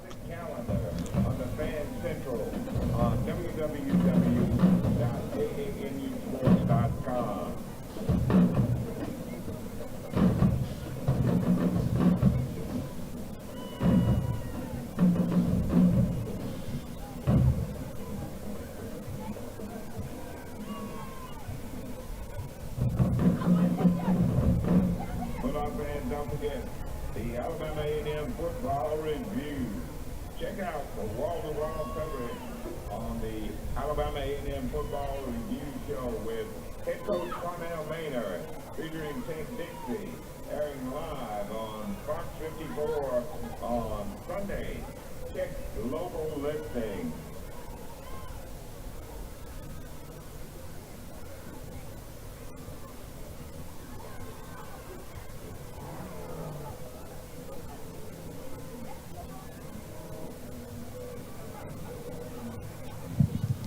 Welcome back to Lewis Cruz Stadium. Bulldogs up 24-17. Ted Dixie, Michael Burns, Darrell Griffin, our spotter, and the red hat on the field. Bulldogs trying to get their second conference win of the season. We're still scoreboard watching. Jackson State over Alabama State 10-6. Second half really just underway. Alabama State has the ball, 3rd and 3. At the Jackson State 5-yard line. Well, Alabama State just can't do nothing right. Now a big shout to Henry Muse, one of my choir members. Good brother. We like to tease him. He and his wife, Mama Eula Steen, they're going to get ready to have their annual Hatfield and the McCoys in the household when Alabama A&M plays Alabama State in the Magic City Classic. But we've got work to do here today. Bulldogs up 24-17, 9:17 left. Grambling will have the ball 1st and 10 from their 49-yard line. Bulldogs going to show one single high safety. That'll be Douglas. 2 receivers. Bulldogs will rotate. Now 4 down linemen. Grambling will move again. That has worked so well. False start. Offense, number 1. 5-yard penalty. 1st down. J.R. Waters, who gets the call, 1st and 15 back to the Grambling 44-yard line. Nothing like playing behind the sticks. 2 receivers to the far side, offset eye outside the pocket. Low snap. Amy with the ball. He's being chased, trying to load up and throw. Now he's going to run, and now Amy will step out of bounds. He'll be short of the Bulldogs' 45-yard line, just over the 50-yard line. Clock is going to run. They will mark it at the 47 of the Bulldogs. Down marker says 2nd down. Should be 3rd. 2nd down, 6 yards. But they said 2nd. 2nd and 6. Thank you, Mr. McIntosh. Now I've got 6 down on the board. We must have a malfunction. 2 receivers now, 3 to the far side.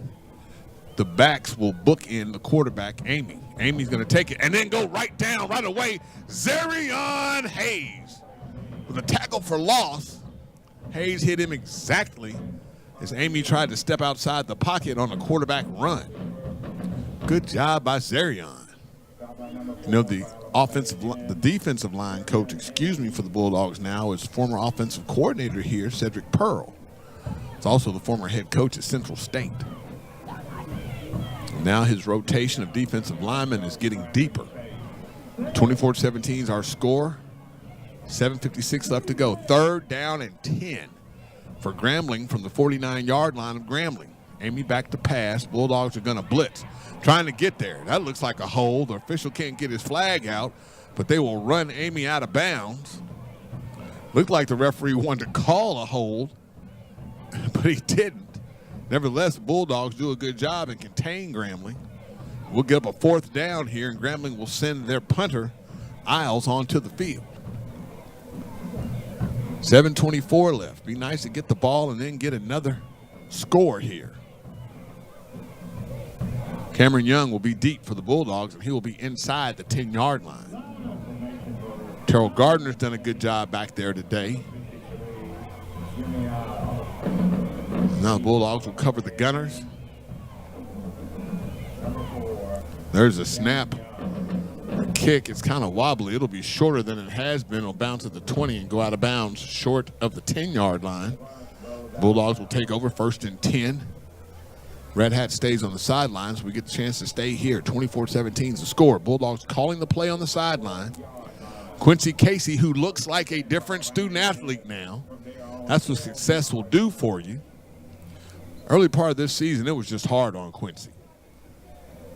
But he hung in there. He listened to his coaches. And now when some people say you don't have 2 quarterbacks, if you have 2 quarterbacks, you don't have 1. Well, I beg to differ now. Looks like the Bulldogs have 2 quarterbacks. Pick your poison. 1st and 10 for the Bulldogs from their 12-yard line. Trip receivers will be to the near side. That's the wide side of the field. 1 receiver to the far side. Jemison in the backfield with Quincy. Now Jemison will go from the left side to the right. Grambling trying to blitz on the left side. Run the option to Jemison on the right side. Jemison runs over one would-be tackler. Still on his feet. He'll go down short of the 20-yard line. Tackle made by Sundiata Anderson. Bulldogs in a hurry-up mode. They give him up to the 18-yard line. Call it 2nd and 4, 6-yard pickup. Same formation. Grambling now will change their defensive look. 3 down linemen, bring up 2 ends. Kind of a modified 52 look. There's a pass to the right side. That's Abdul Fattah Ibrahim on the catch. And my goodness, you see why he is on the watch list, but that's not Ibrahim. That's Isaiah Cox, number 10. 1st down for the Bulldogs. Good move by Cox. He and Abdul wear the orange gloves, but I have not seen Abdul much in this game. I was looking for the statistics, and I don't see his name on there. 1st and 10 for the Bulldogs from the 32-yard line of the Bulldogs. That's that 4 backfield formation. Now the Bulldogs are going to change. Now it's trip receivers and a bunch to the near side.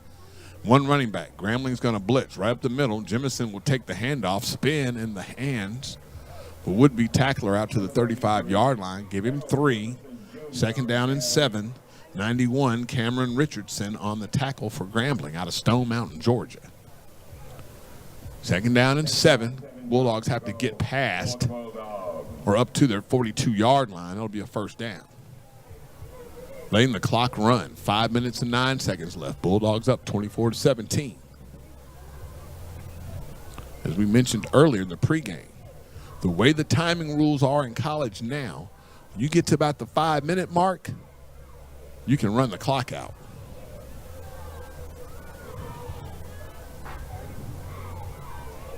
And Egeland's only toted it once in the 4th quarter, but you got another big gun, you shoot it. And that's Jemison. Casey, there's another toss play, the right side. Jemison runs past 2 would-be defenders and finally goes down near the 40-yard line. Clock still running. Tackle made by Ray Estes. Quincy Casey, I'm telling you, man, he looks like a real different quarterback now. It's amazing what a little bit of confidence can do. As Coach Maynard likes to tell me, you need to Google me, son, and see what I've done. And we can coach. A tough out-of-conference schedule to start the season. Had some folks wondering if we had a good football team, and today's crowd is not the best that I expected. That'll be all right. We'll get it back for the Magic City Classic and for Senior Day. 3rd down and 2. Timeout called by the Bulldogs. Before the snap. Timeout. Alabama A&M. This is going to be a TV Second timeout as charge well. timeout. This will be a TV timeout as well. Let's give them 2 minutes. 3:55 left to go in the ball game. Bulldogs up 24-17. This is the Alabama A&M Network.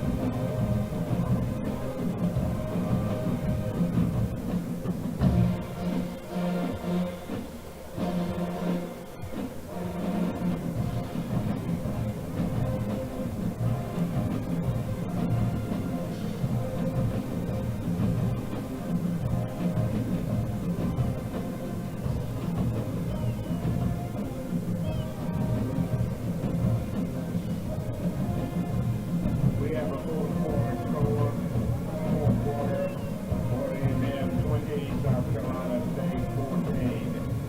Third quarter, Jackson State 10, Alabama State 6.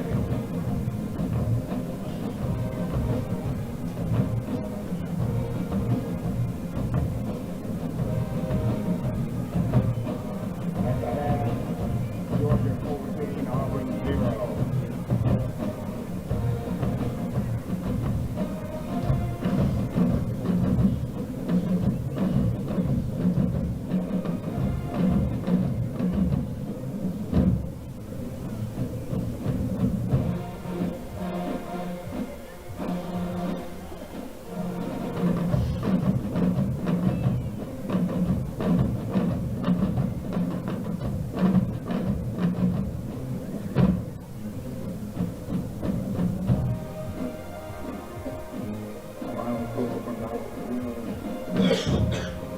Welcome back to Lewis Cruz Stadium. 3:55 left to go in the ball game. Bulldogs up 24-17, and with the ball, we come back to play. It'll be 3rd down and 2 from the Bulldog 40-yard line. Ted Dixie, Michael Burns, Darrell Griffin, our spotter on hand.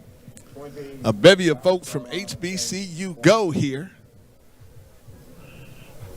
Bulldogs have 1 timeout left in the game. We lost one for a challenge earlier in the second half. The scoreboard still says 2. They just have not updated it.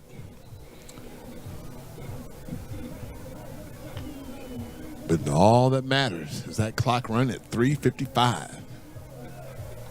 And that the Bulldogs are up on the scoreboard. 3rd down and 2 from the 40-yard line of the Bulldogs. Grambling, this is the ball game for them. 2 receivers near side, 2 to the far. Short side of the field is the far side of the field. Running motion to the near side, flood pattern. Ball like it was tipped coming out. Lots of action on that play, but you got to float the ball over your near pressure to get to where you want the ball to be. Incomplete pass, 4th down and 2. Casey's going to come off the side, off the field. They're calling the special teams play on the sideline. This is probably a max protect, making sure that we get the ball snapped, making sure that Barbosa gets a catch, and we get the ball away. Bulldogs leading 24-17, cannot give up a big play now. Now the Bulldogs are going to close the formation. Going to show you that they might fake it. We got a timeout. Delay game. Offense. 5-yard penalty. 4th down. And that's C.J. Russell back deep for Grambling. And that shift just changed Grambling's idea of what to happen. They thought the Bulldogs might fake it, so they put in their what I might call a jumbo group, or your more defensive group. And now Johnson goes back deep for the punt. Barbosa's going to hurry up and get it off, and he does. And it turns over.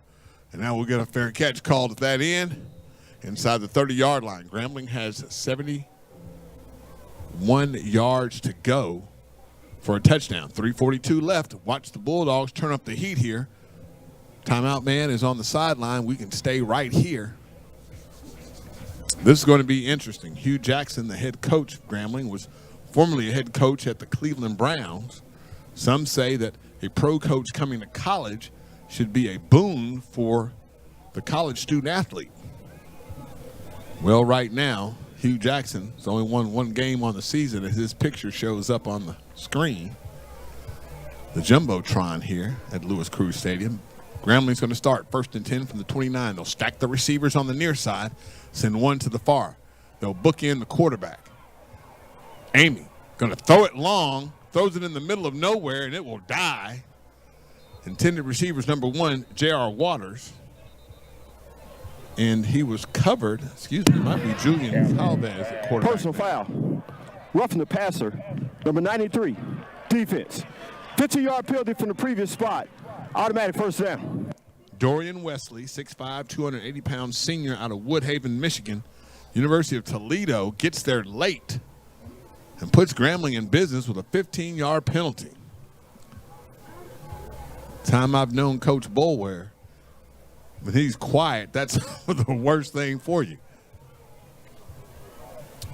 Amy is at quarterback. 1st and 10 for Grambling from their 44-yard line. Amy back to pass. He's going to look left, throw left.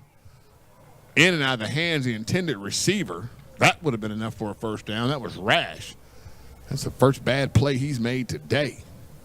But it's opportune for the Bulldogs. 3:24 left to go in the game. 2nd and 10 for Grambling from their 44-yard line. Talking about Michael laughing during the halftime show. Number of times I'm saying, excuse me, pardon me. Julian Calvez comes back in the game at quarterback. Looks like Grambling is shuttling their quarterbacks to call in a new play. 2 receivers near side, 1 to the far. Calvez going to fake the dive and now be chased out of the pocket. Calvez can't set up. He gets blasted at the 45-yard line. It's not a first down. I'm going to say he picked up a yard. Jabron McNeil on the tackle. McNeil called his name a lot. Safety, 6'2", 200-pound senior out of Gadsden, Alabama.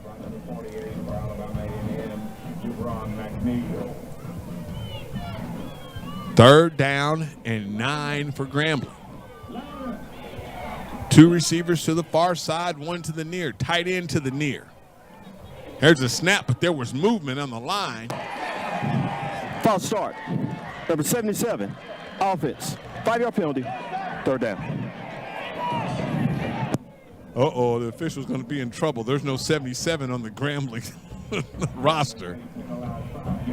Don't go over and talk to Coach Jackson. Because half the Grambling coaching staff is on the field already, but they're trying to get Calvez the next play. Backed them up 5. 3rd down and 13 from the Grambling 41-yard line. 2 minutes and 33 seconds left to go in the ball game. Coach Maynard trying to extol the crowd. Let's go Bulldogs. Calvez trying to throw it deep. No, he gets hit by Zarion, but now Calvez chased out of the pocket. He goes down. It'll be short of the first down. Woo. That was close. Number 53 of the Bulldogs was there at the end. That's Farrell Hester II. The 6'1", 240-pound senior from Las Vegas. There's our other UNLV student athlete. Grambling has one. We have one. 2 receivers to the far side, 2 to the near. 4th down and 2 for Grambling. Bulldogs, 4 down linemen. They'll move. 2 deep safeties. Quick pass to the left side is complete. Short of the 40-yard line. They'll say he got run out at the 40. 1 minute and 46 seconds left. Grambling 40 yards away from a touchdown and an extra point attempt to tie the game. Mercy, 24-17 is our score. 1st and 10 for the Bulldogs from the 40-yard line. No, excuse me, 1st and 10 for Grambling from the Bulldogs 40-yard line. I wish it was the other way. 2 receivers to the near side, 1 to the far. Calvez is going to fake the dive. No, he gives up the dive. Bulldogs react and get there. 4-yard pickup and the clock still running. Scoreboard shows Grambling with 2 timeouts. The clock is still running. 1:30. 2 receivers to the near side for the Grambling. Tight end running back to the left of Calvez. Bulldogs going to blitz. Calvez going to dump it to where the defender came from. That's Washington, who steps out of bounds. They'll say he is out at the 27, and a flag comes in late. We're going to make it close. 1:11 left to go. And this is going to be a half the distance penalty right here. They're talking about it again. I don't know about those of you who may be watching at home or listening. These have been some of the longest officials conferences I've seen in a long time. Let's see what the call is. Personal foul. Late hit out of bounds. Number 28. Defense. Correction. Penalty was on defense. Half the distance to go from the 28. Automatic first down. Chancellor Smith, safety, 5'11", 190, sophomore out of Wake Forest, North Carolina. He's a Liberty University transfer. Mercy. The band, please don't play while Grambling is at the line of scrimmage. Please don't play while Grambling is at the line of scrimmage. That is not the official we had in Texas last year against Texas Southern. 1st and 10, not 2nd and 10. 1st and 10 from the 15-yard line. Goes Grambling. Trip receivers to the near side, 2 to the far. That's an empty backfield. Coach Jackson tried to call timeout, and they're going to give it to him. Before the snap, timeout, Grambling. We'll take a quick 30-second timeout with them. 30-second timeout. Bulldogs up 24-17. 1:08 left to go in the ball game. This is the Alabama A&M Network.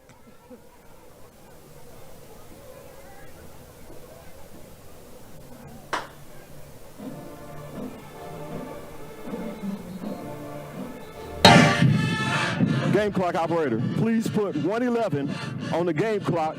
The clock will start on the snap. 1:11 on the game clock. The clock will start on the snap.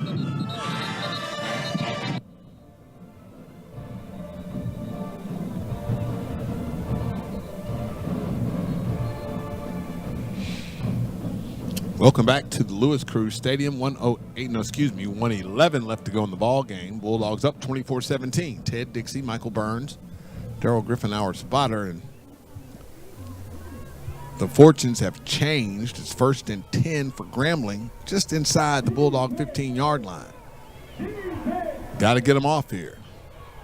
Now we get the hype man on the box, and that's exactly what you should be saying right now. Defense. All y'all at home on the radio, put your hand on the radio. Right about now, the Bulldogs need it. 1st and 10 play, Bulldogs showing blitz. Calvin's back to pass, looking for the corner route in the end zone. It will go over the head, the intended receiver. That wind took that football. Looked like he was going to be spot on. That's Cash Foley, number 81. But the wind took that one. You could see the ball moving further down. It's one thing about playing in North Alabama. This time of year, you've got to deal with wind and the sudden change in temperature when the sun goes down. Calvez has gone all the way, well, not all the way for Grambling, but right now he's in the most crucial part, trying to win the game for them. 2nd down and 10. Call it from the Bulldog 15. Bulldogs will only rush 4. Calvez steps up in the pocket, tries to make a move at the 10. He does. He's down to the 5, and he's knocked to the ground. The clock's running. It's not a 1st down, so it's 54 seconds left. Grambling is the clock. The scoreboard shows Grambling with 1 timeout left. 3rd down and call it 2. Grambling can get a 1st down if they get the ball down to the Bulldog 4. Man-to-man coverage. Bulldogs go with the blitz. Grambling trying to get in the end zone, and he does. Signal touchdown Grambling. Maurice Washington. The big play on that drive is going to be the personal foul, roughing the passer. 2 of those. And now, roughing the passer and the late hit out of bounds. 30 yards worth of penalties. Well, the second one was half the distance. And now Grambling can tie the game with an extra point here. 10-play drive, 71 yards. 3:13 come off the clock. Extra point is up. And it is good. Bulldogs will get the ball. We're tied at 24. 29.7 seconds left to go in the ball game. This is where you need a good return and maybe a big play, but I'd love to see the first special teams touchdown of the year be a kickoff return for a touchdown. If you're Grambling, you just kick the ball along the ground to go on about its way. Now we're going to have to help the hype man out. We're just going to have to give him a card. But, yes, the game is not over. Waving at one of the greatest players in Alabama A&M history, Nathaniel Jackson. Mike Rooks used to call him Super Nat. One of my good friends, B.B. Cooper, said every time he was a little boy and listened to the game on the radio or was at the game, number 21 go back in the game, and you got to pay attention. Right now, we hope number 21 sends his energy out here to number 4 and then number 12, Terrell Gardner, Cameron Young. Not only do we need a super return here, as we look at the scoreboard, and Alabama State at homecoming, a minute 28 left to go in the third. They're down at Jackson State 16-6. But already everyone else on Jackson State's schedule is looking at the Alabama State defensive game plan. See what they can do with it. Not an onside kick to the middle of the field. You got to recover it, son, and we do. He'll be back. The free kick is a free kick. If it hits the ground, anyone can recover it. The Bulldogs do. 27.9 seconds left to go. Looks like we're headed to overtime. Coach Maynard's talking to somebody. They didn't do what they're supposed to do. Coaches nowadays talk about situational awareness. And in that situation, you know they're going to kick it to probably where no one is. And just hope it's a long, as I call it, a long onside kick. Because someone will forget, oh, we got to pick up the ball. And then Grambling would be trying to win the game on a field goal. Quincy Casey, looks like the Bulldogs are going to give it up and get ready for overtime, and we do. They're just snapping the kneel. And we'll come back when we get set up for the overtime. Bulldogs just going to let the clock run out. Go from a chance to win it, 24-17. Grambling comes back and scores a touchdown after you give them 2 big penalties. So now you better put your fist in the air because we're getting ready for overtime. 24-24, we'll have a coin toss, and then we'll figure out which end of the field we're going to play on. The officials are grouping up at the center of the field. The television timeout person is not on the field in the red hat. Rules of overtime.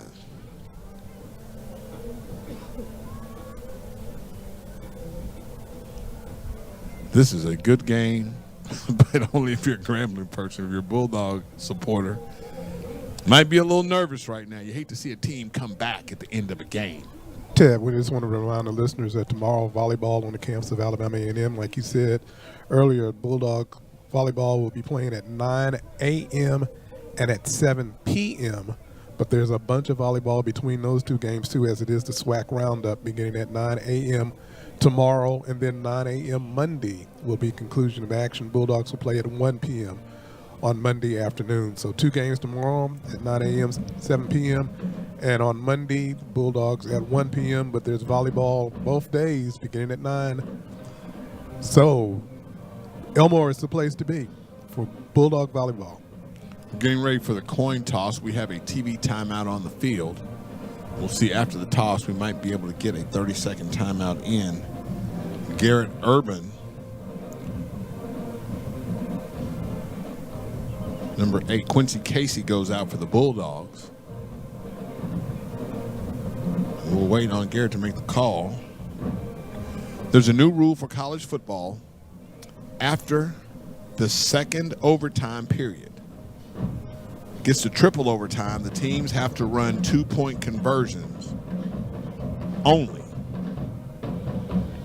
instead of starting at the 25-yard line for a normal offensive drive. So someone will go first. If you win the toss, you want the first choice. I don't believe in overtime playing defense first. go ahead and score and put the pressure on them. We see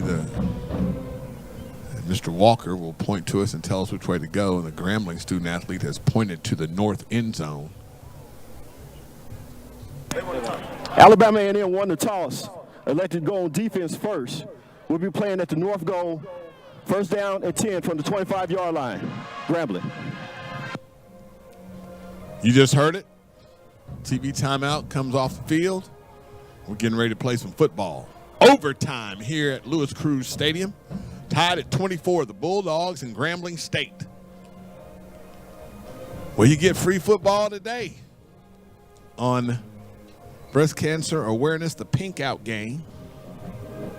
And as a prostate cancer survivor, let me just say, early detection is the key. Just don't miss out on thinking you got a pain here or there that might subside. Go see about it.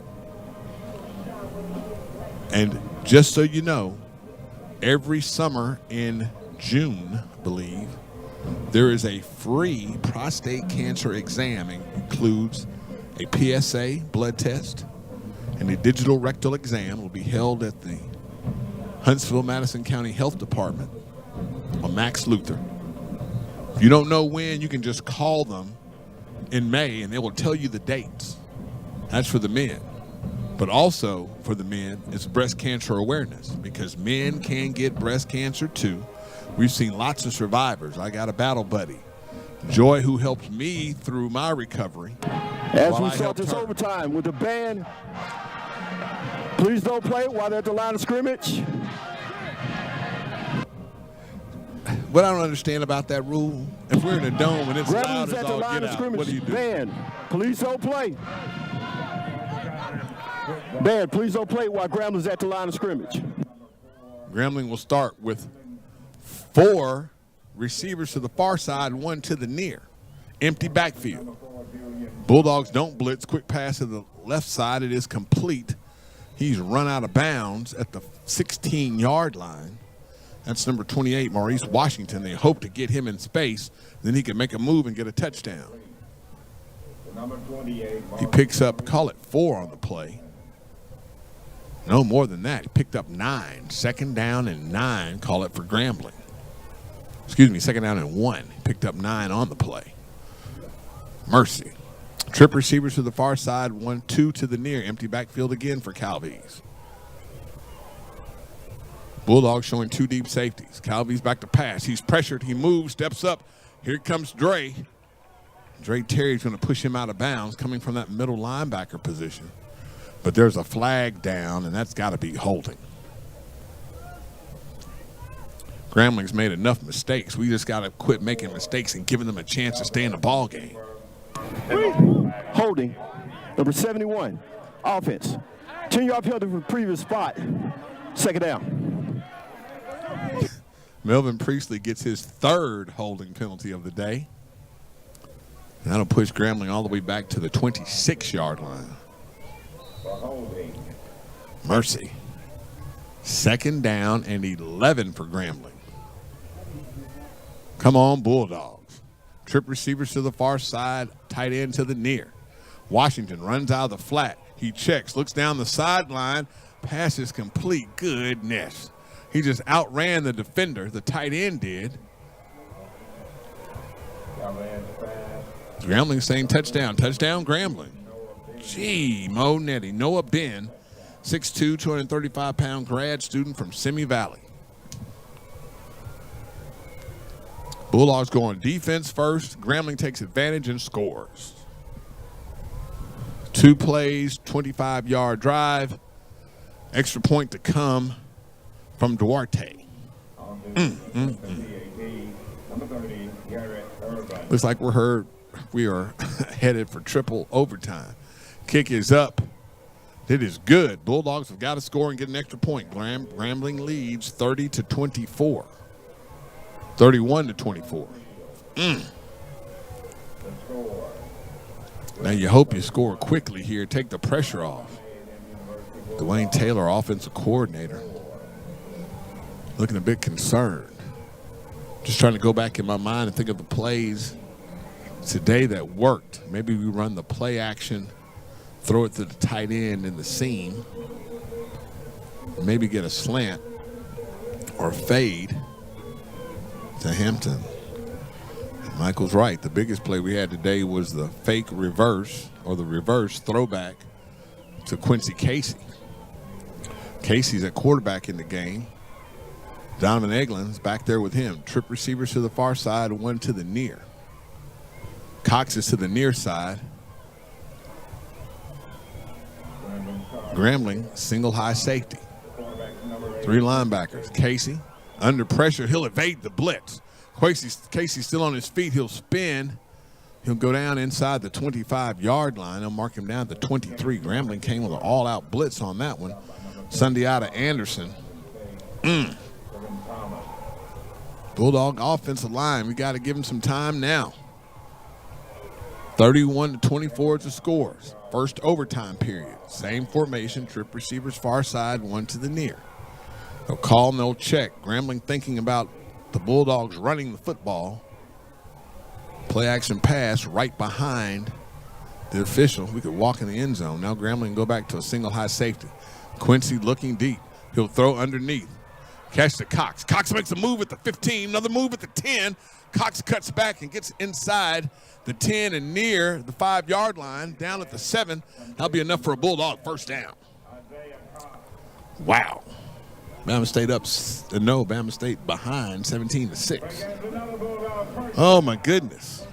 You want your heart to beat. Bulldog will snap it. Casey looking. Throwing the fade pattern to the far side. It is caught. Touchdown, Bulldogs. Oh, my goodness. Touchdown number 6. Keenan Hambrick, welcome to the Hill. His first touchdown in a Bulldog uniform. Woo! Now the extra point to come.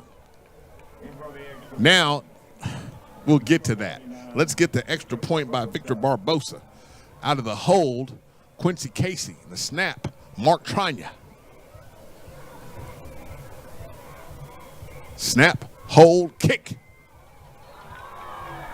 We are tied. 31-31 into the first overtime. Now the Bulldogs will have a chance to start first and see if we can get in the end zone and put the pressure on Grambling. Wow. We're going to get him some help. 31-31. TV timeout. We'll take 2 minutes with them. This is the Alabama A&M Network.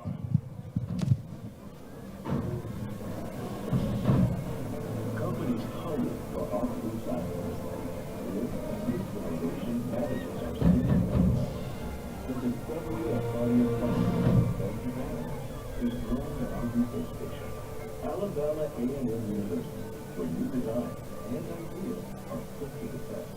Be a researcher in our labs, or a forestry fire dog in our field. Alabama A&M University. Start here. Go anywhere. Companies hunger for our food scientists. Here, a new generation manages our cities of tomorrow. The discovery of healthier plants, healthier animals, is growing in our research station. Alabama A&M University, where new design and ideas are put to the test. Be a researcher in our labs, or a forestry fire dog in our field. Alabama A&M University. Start here. Go anywhere.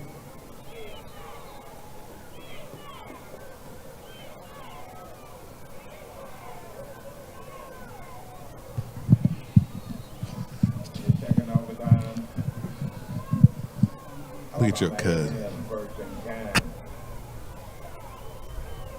That 25-yard line.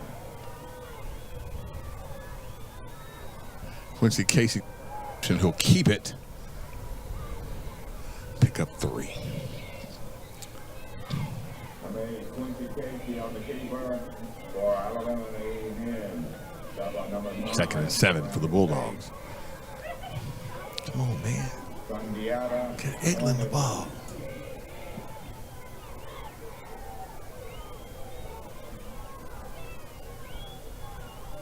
Second down, 7 yards to go.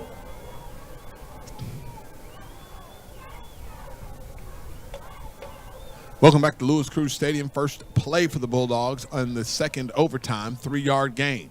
2nd and 7 for the Bulldogs. Running a little bit of confusing formation for the, oh my goodness, wide open. Bryson Clark, who made the catch and should have been in the end zone. Casey fakes a handoff. He'll stand like the Statue of Liberty play, and Clark is open right down the middle of the field. First and goal for the Bulldogs from the 2-yard line. As Kendrick Johnson on the catch. Handoff. That's Donovan Eglin. He's in the end zone. Touchdown, Bulldogs. Offense did their job. Come on, defense. Let's get the right call here. Let's get them out of here. The extra point to come. And let's look. Looks like Maynard's got something up his sleeve right here. They're talking way too much to the skill position players. This sounds like a fake 2-point conversion. Man, this is a gamble.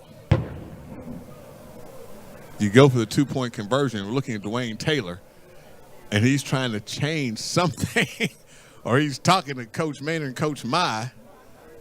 Bulldogs going to go for 2. 2 running backs that looks like Young and Gardner. Now they'll go out to the flat. 4 receivers on the far side. Casey going to roll the pocket, rolling, looking. He just throws it. He should have just run to the pylon. He didn't have to throw it. He was wide open. He could have run to the pylon.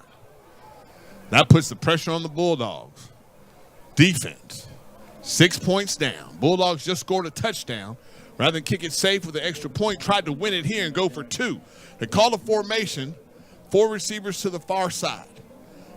Casey takes a snap and rolls the pocket that way. It's a flood to the end zone, but you occupy all the defenders. If the receivers would have turned and run to the other side of the field, every defender would have run with them. Casey could have walked in the end zone. Instead, he tries to make a tight throw to the edge of the end zone. It doesn't work. Bulldogs now lead by 6, but you got to keep Grambling out of the end zone anyway. Got to keep them out. 1st and 10 for Grambling from the 25-yard line. This is the second overtime. Oh, my goodness. Grambling lines up. They're going to send 2 receivers to the near side. And this is pressure for Grambling. They haven't been this close to winning a conference game this season. Play clock's at 5, 4, 3. 30-second timeout. Grambling. That's the Jackson final timeout of this overtime period. Call a timeout. Bulldogs leading 37-31. This is the second overtime. Bulldogs tried to go for 2 and it didn't work. They lead by 6.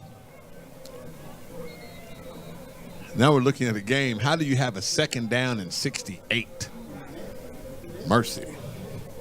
That many yards on the field? I'm tripping. There's no telling. So now Grambling will come back. Here's their chance. Starting 1st and 10 from the 25-yard line, overtime rules.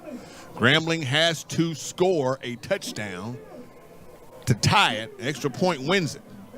2 empty backfield set. 3 receivers to the near side. That's the wide side of the field. 2 to the far.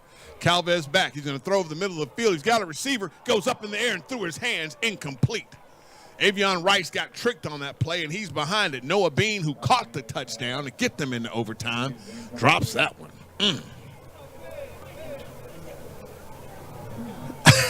2nd down and 10.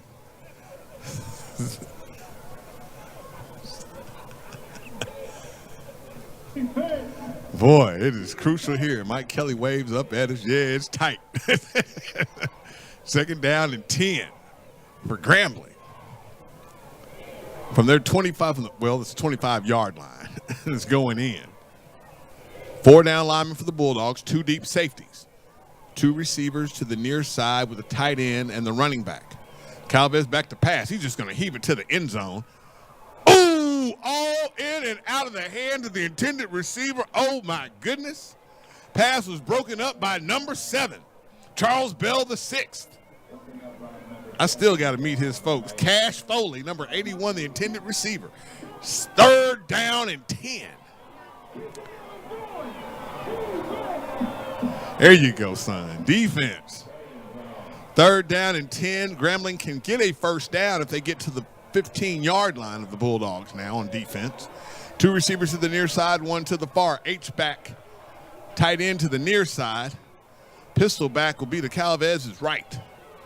Calvez looks good and commanding. 2 deep safeties for the Bulldogs. They're going to bring the house.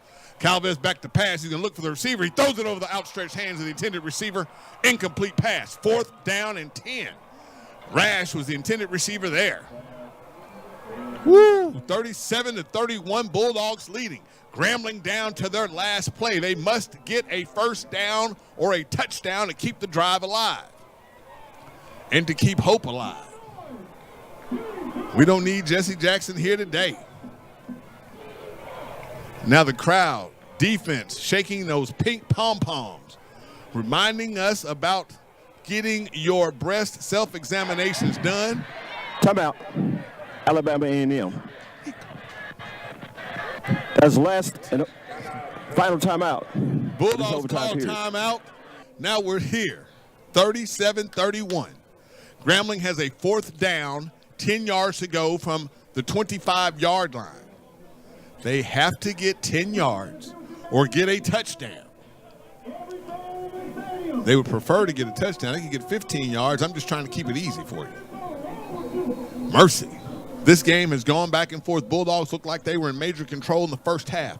Grambling scores at the end of the half to take the lead. The Bulldogs get it back. Look like we're going to cruise again. About 5 minutes and 40 seconds left to go in the game. Bulldogs end up giving Grambling a chance with less than 2 minutes, and Grambling scores. That's why we're in overtime. 4th and 10 for Grambling. Bulldogs can get a chance to get off the field, get a play, and run right to the field house. 4th and 10. Calvez back to pass. Bulldogs rushing. Calvez will go down. He goes down. Game over. Bulldogs win it 37-31. Stay tuned for the postgame show right here on 90.9 FM WJAB. This is the Alabama A&M Network.